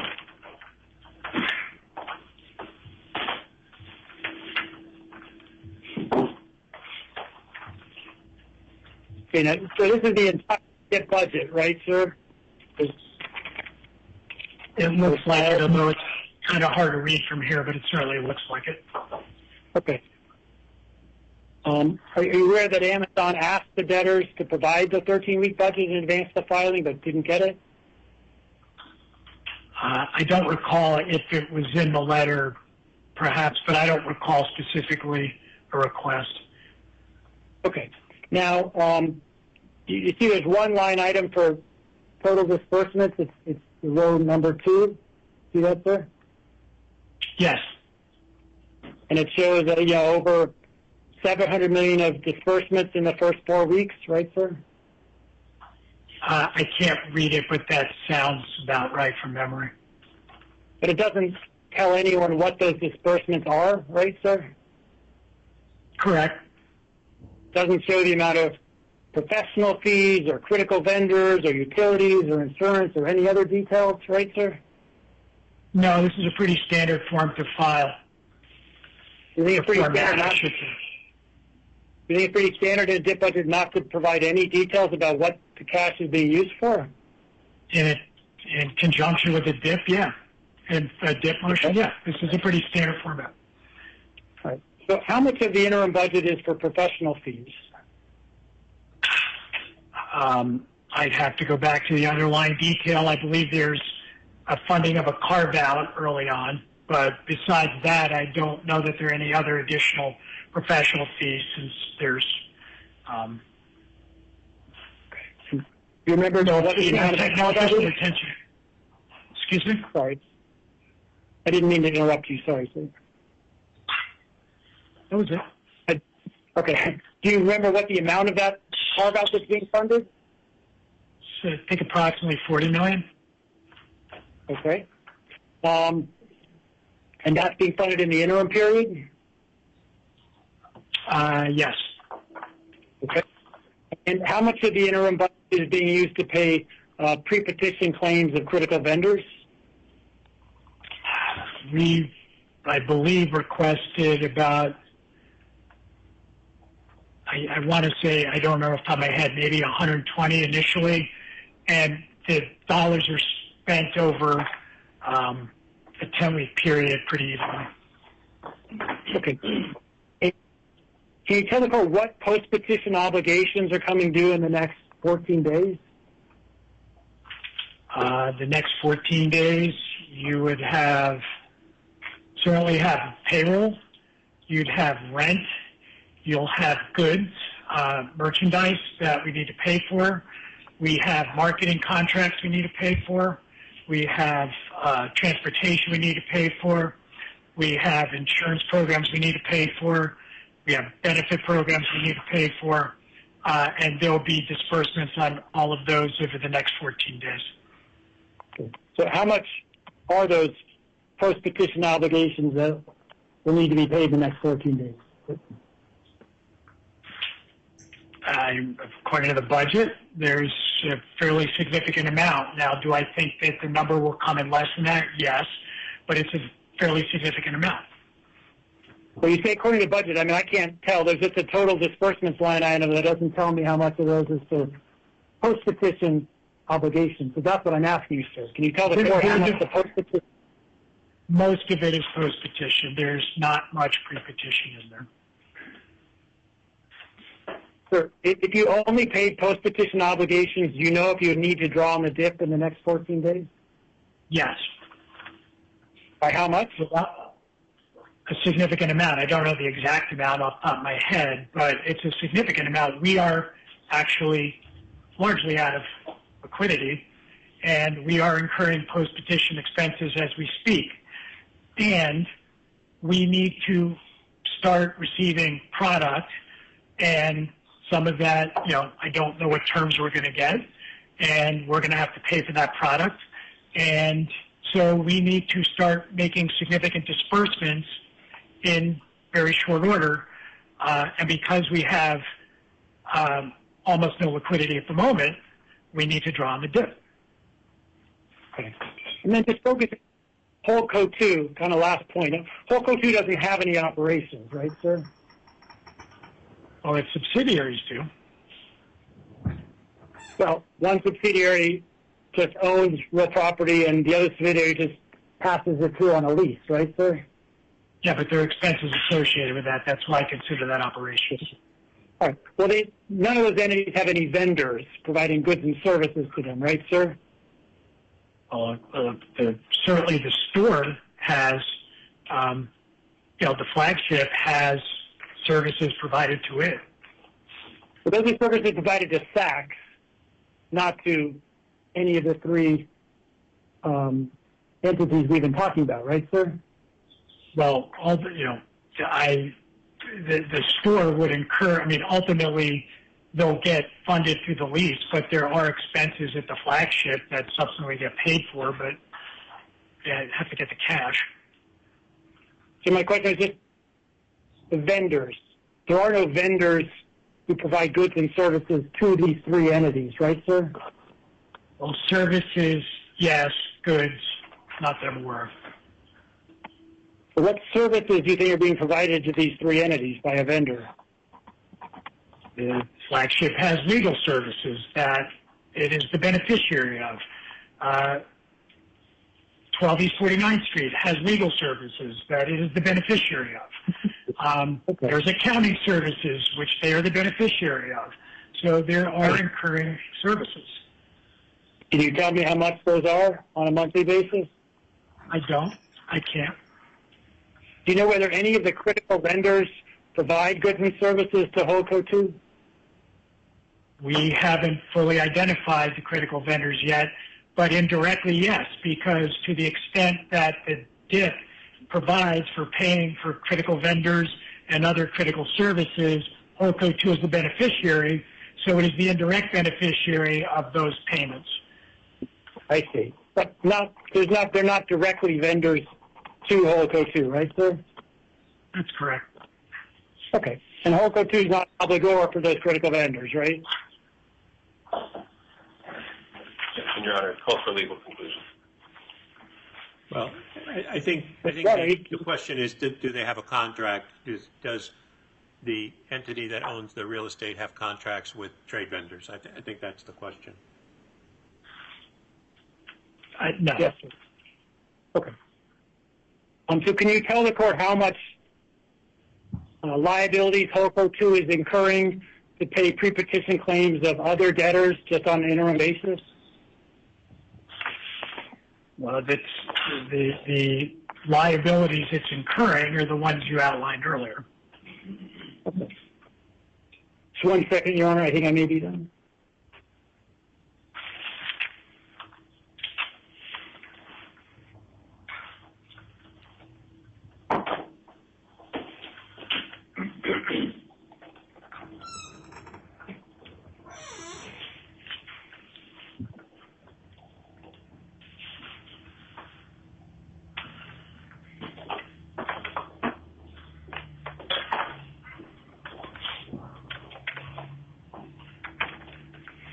Okay. Your Honor, and thank you, sir, for your patience.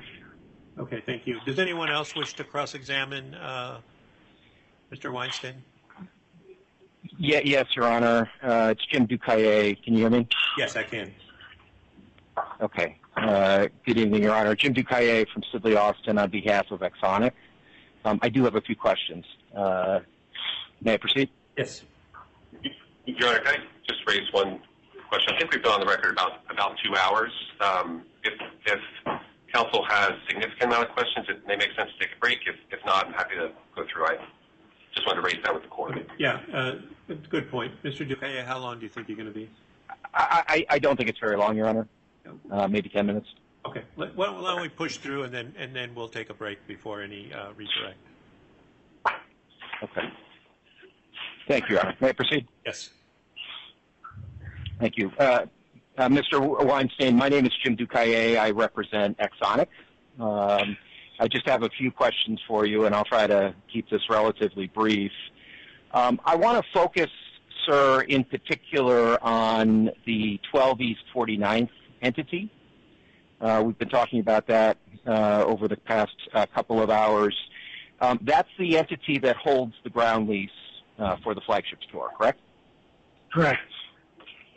And you're aware of the fact that Exonic has a security interest in the form of a pledge of all of the LLC interests that are held by Holdco 2 of 12 East 49th Street. Are you aware of that? Yes. And you understand that the debtors here are asking for authorization for 12 East 49th Street to be a DIP borrower under the proposed DIP, right? Yes. And in connection with that, 12 East would pledge its assets as collateral in connection with that DIP, right? Yes. Okay.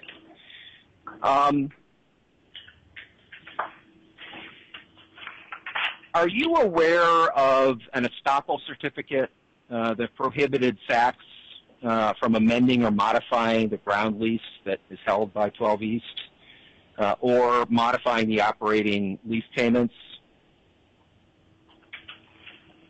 I'm not certain, but what I do know is that in consultation with advisors that we had the ability to change the terms of the operating lease. And did you do that, sir? Has that happened recently? Yes. Yes. How recently? Within the last day or two. And what was the nature of that modification, sir? There was a reduction in the rent paid. In the debtor's judgment, given the fact we were on the verge of Chapter 11, it made sense to try to preserve cash in the Saks & Co entity, and otherwise would have rejected that lease because the amounts being paid under the operating lease were excessive. So either A, modify it, or B, reject it. So we opted to modify. Did you seek Exonic's consent to do that? We did not. Okay. Are you aware of the fact that the pledge that I just described that Exonic holds of the Holdco 2's interest in 12 East 49th Street prohibits Holdco 2 from taking action that would materially impair the rights of my client Exonic? As I just stated, based on consultation with advisors, was my understanding that we could do this and should do this, and therefore went ahead for the reasons previously stated, as well as no. Okay. Let me just ask you a little bit more about the 12 East 49th Street entity. I think you just testified a few minutes ago that entity doesn't have any employees. It doesn't have any vendors, correct? Correct. Okay. It doesn't purchase or sell inventory of any kind, right? It does not.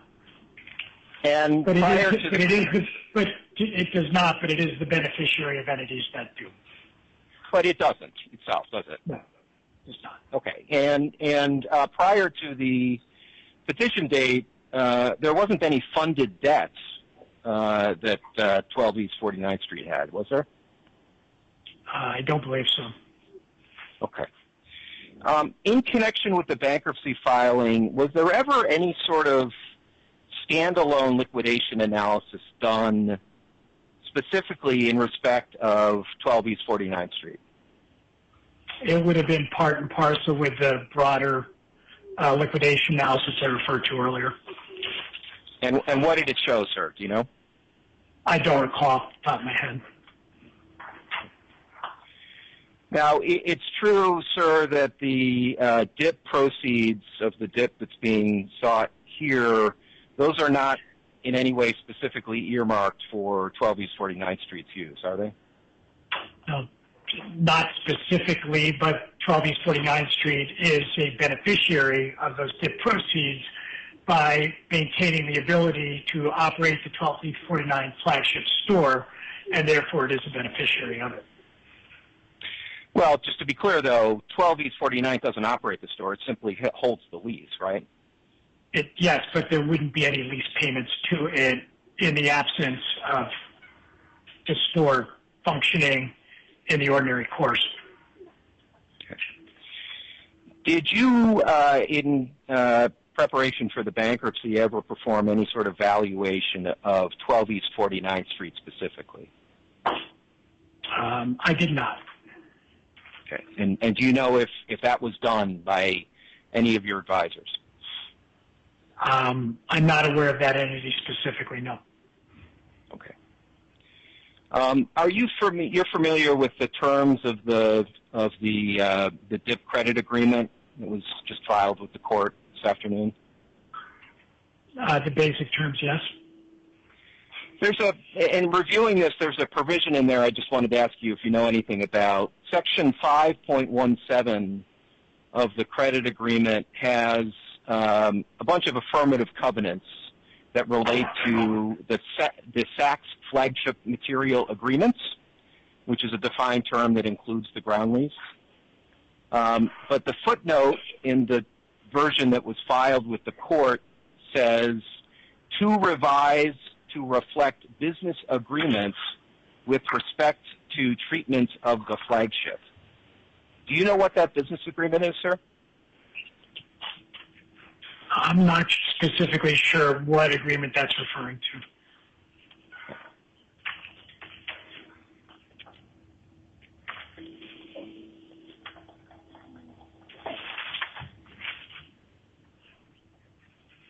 Give me a second. I actually may be done.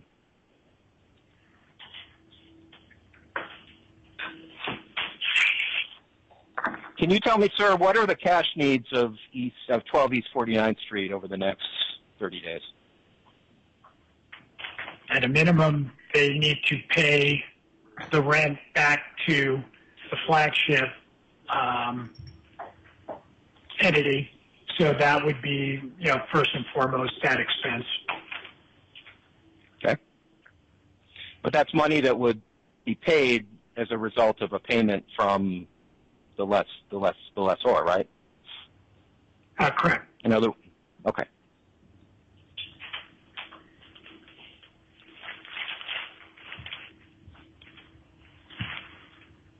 Okay. I don't have anything further. Thank you. All right, thank you. All right, Mr. Lehane?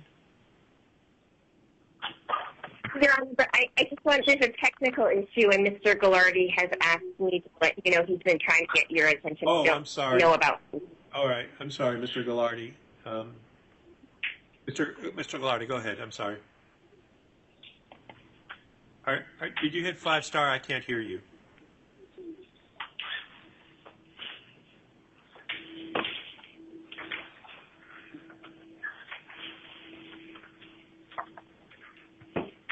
Are you muted on your side? Say something.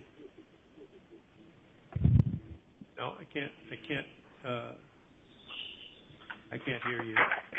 And there's nobody. If you hit 5-star, I've unmuted everybody.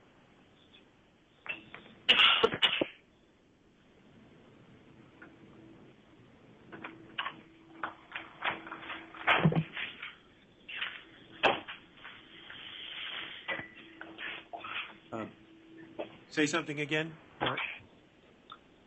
Okay. Why don't you dial back in and can you hear me? Okay. Go ahead, Mr. Hain.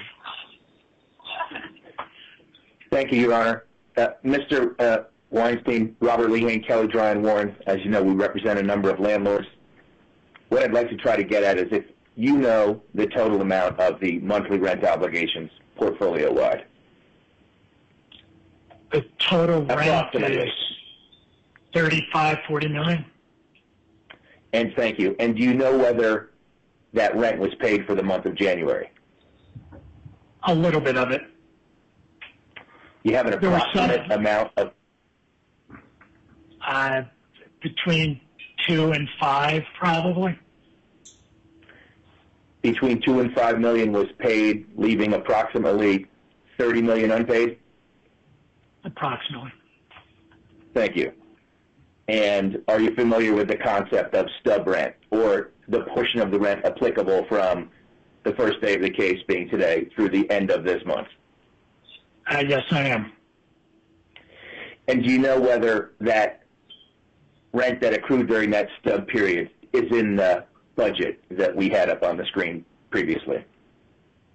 It is in the DIP budget. I don't believe it's in the 13-week period that was on the screen, but it is accounted for in the overall DIP budget, and it's certainly expected to be paid before exit. Thank you.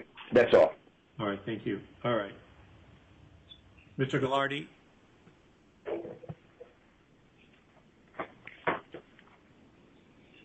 All right, I don't see Mr. Ghilardi.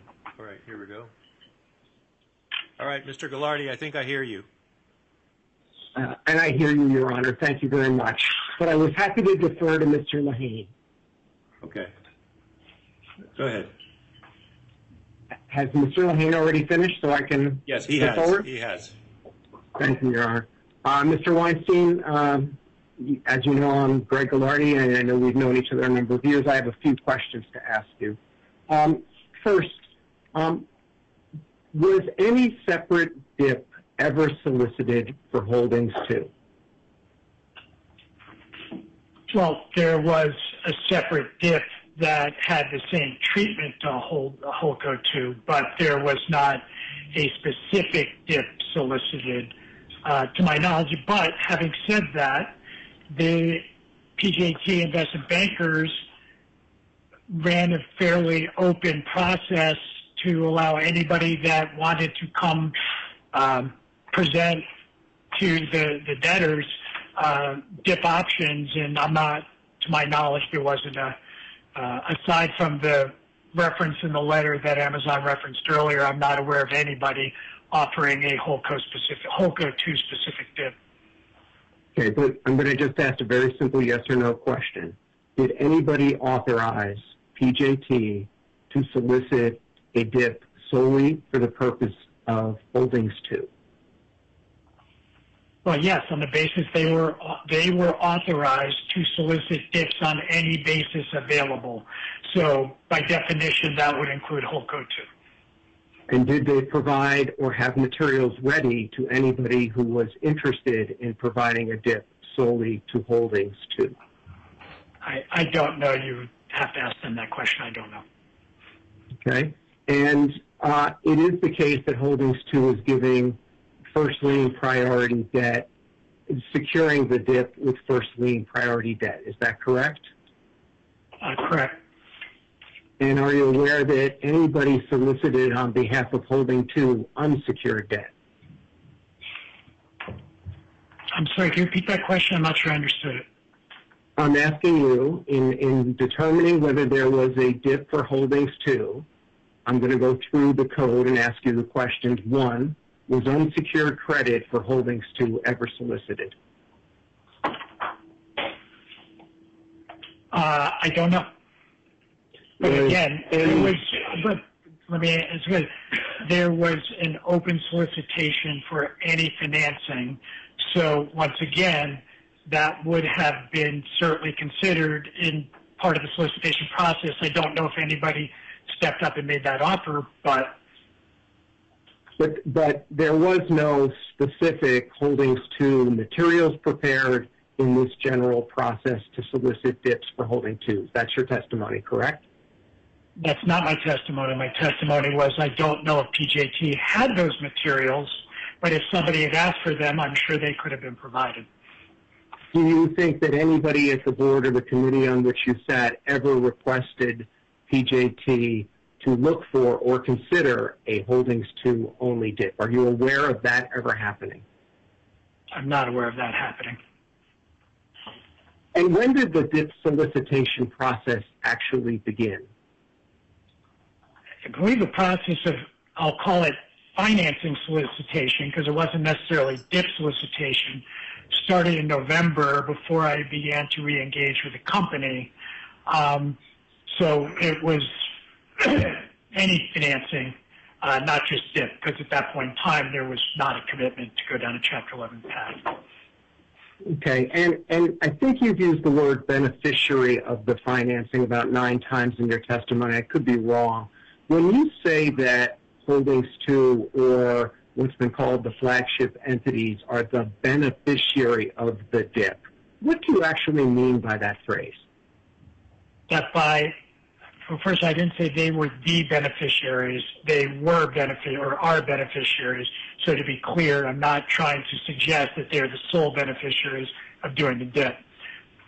But by maintaining the operations, the ongoing retail operations of Saks Global, they are beneficiaries, and the Holdco 2 is a beneficiary because there are unsecured creditors in Holdco 2 who are trade vendors who may be the beneficiary of critical trade dollars. Don't know yet, but they could be.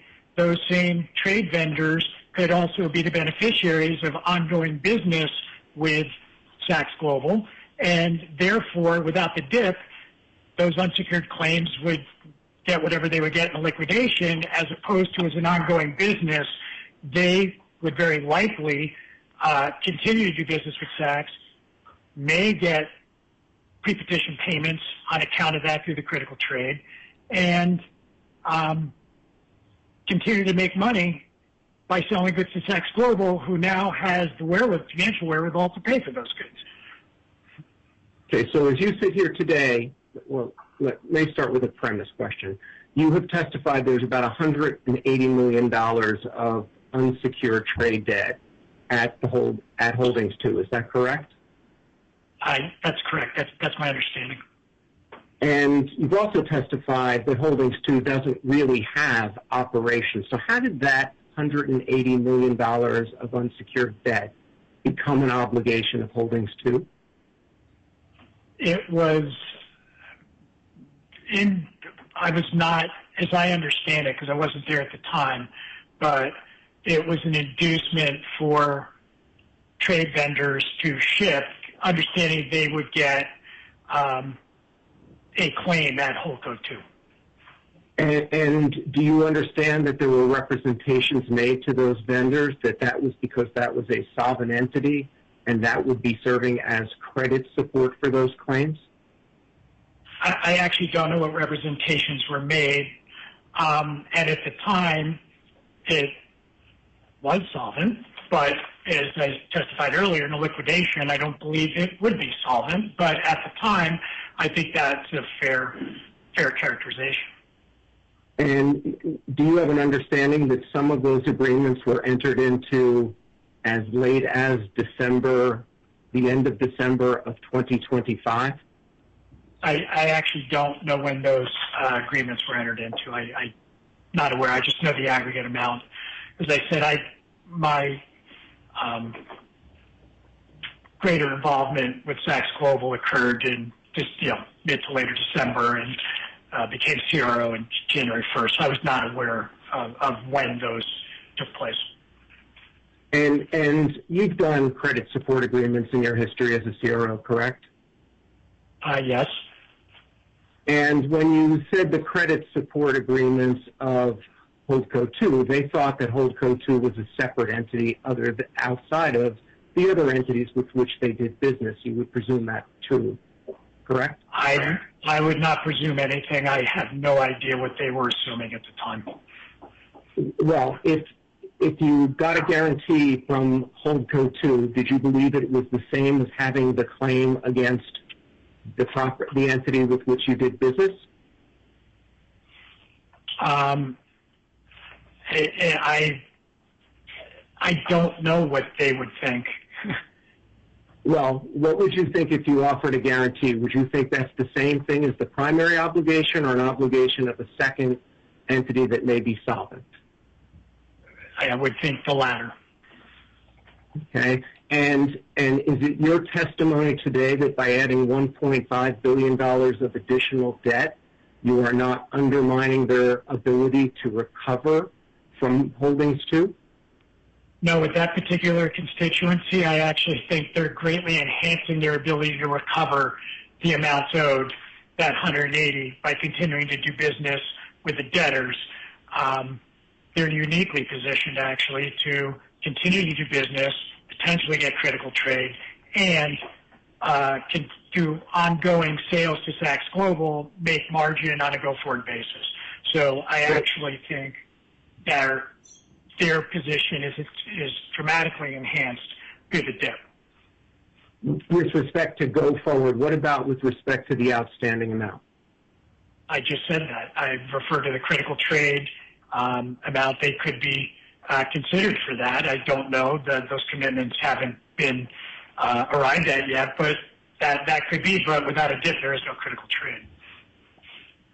Okay, so it's your testimony that they're going to benefit by critical vendor on where they will get funds under the dip, not from M2, not from the Holdings 2, but on the other terms where they're actually doing business. It is my testimony that, A, they will continue to be able to do business and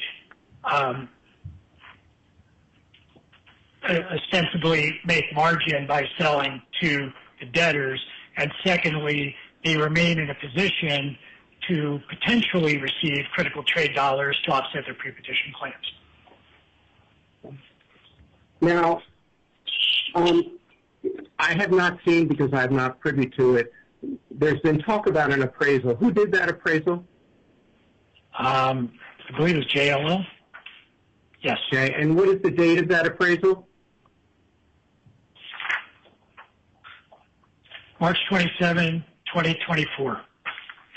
Okay, and is it your testimony that the company discounted that appraisal by about, or did range? I don't know if it discounted it, but in then determining whether or not to give the dip, it was at least in consideration that the company believed that the go dark value could be as much as 25% less than what is in that appraisal? If not more. In addition to other expenses associated with monetizing that asset. And is it your testimony that the JLL go dark value didn't include those expenses? As a go dark, to be honest, I'm not 100% sure, but we believe there would be incremental because we believe that with the liquidation of the business, it'll be a harder property to sell, and therefore will take longer and incur additional expenses, as well as the liquidity issue potentially posed by a default of the CMBS. And as you sit there giving that testimony, are you familiar with the JLL appraisal to say that they didn't consider those things? I'm certain they didn't consider the payment of the CMBS and a potential default. I'm not as certain regarding what expenses they included with the go dark value. And do you know if that was based on a go dark of Saks in general or just that particular location? That location. And only that location? I believe so. And going back to the phrase the beneficiary, you're saying they are a beneficiary, but they would not, they being the holdco too, it would not be legally obligated, though it is a beneficiary, right? They're now being legally obligated to repay the additional $1.5 billion, correct? Objection. I just didn't understand the question. I wonder if counsel could read. Sorry. It was pretty inarticulate, so I'll agree with that, and I'll try to raise it again. Before the DIP is approved, or if the DIP is before there was a DIP, you said that the vendors or holdco 2 is a beneficiary of the operations of Saks, correct? Yes. Okay. And so now you're testifying that they are a beneficiary of the DIP because Saks will continue as a going concern company, correct? Correct. And if all of the DIP was on all the other companies, they would still remain a beneficiary of the DIP, correct? Holdco 2. The answer is yes, but that was not a viable option because we did not have an executable DIP that provided for that. Therefore, you either allow this or you don't have a DIP. So that wasn't really wasn't a viable option. Okay, and so now you add $1.5 billion of debt on Holdings 2, correct? Yes. And are you saying that Holdings 2 is getting $1.5 billion of benefit for that? That's not what I'm saying. What I said is that without the DIP, the likelihood of any claimant at Holdco 2 recognizing on that claim is likely zero. And through the DIP, you create the opportunity to provide recovery, maybe in full, maybe partial, to those claimants at Holdco 2. Okay, and were you party to any negotiations where the debtors pushed back on the roll-up aspects of the DIP being encumbering Holdings 2? I was not part of the negotiations. I was aware they were taking place, not just for Holdco 2, but more broadly. Okay. So are you aware of any specific negotiations on behalf of Holdco 2 to either limit the roll-up or limit the amount of new money that it would be burdened with as a result of the DIP?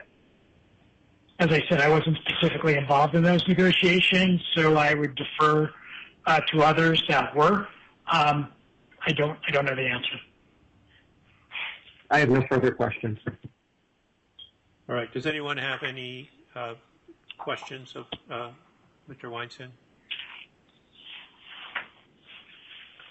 All right. So why don't we take a 10-minute recess, come back at 9:25, and then to the extent you have redirect, and then we'll have short closing argument. Thank you, Your Honor. All right. So we're in recess till 9:25. Actually, Your Honor, just one point. We do have another witness. We have another witness. We have Mr. Baird from PJT. Okay. All right. Well, then, do you want to do redirect now, and then we'll take the break after that? Or do you want to take I would actually prefer to do. Okay. I prefer to take the break now if we can. Okay. We'll do that. We'll take the break, and we'll be back. Thank you. Could the witness just be reminded he's under oath and cannot be spoken with? Yes. Mr. Weinstein, you're under oath now, and you cannot talk about your testimony with anyone until you come back. Understood. All right. Thank you.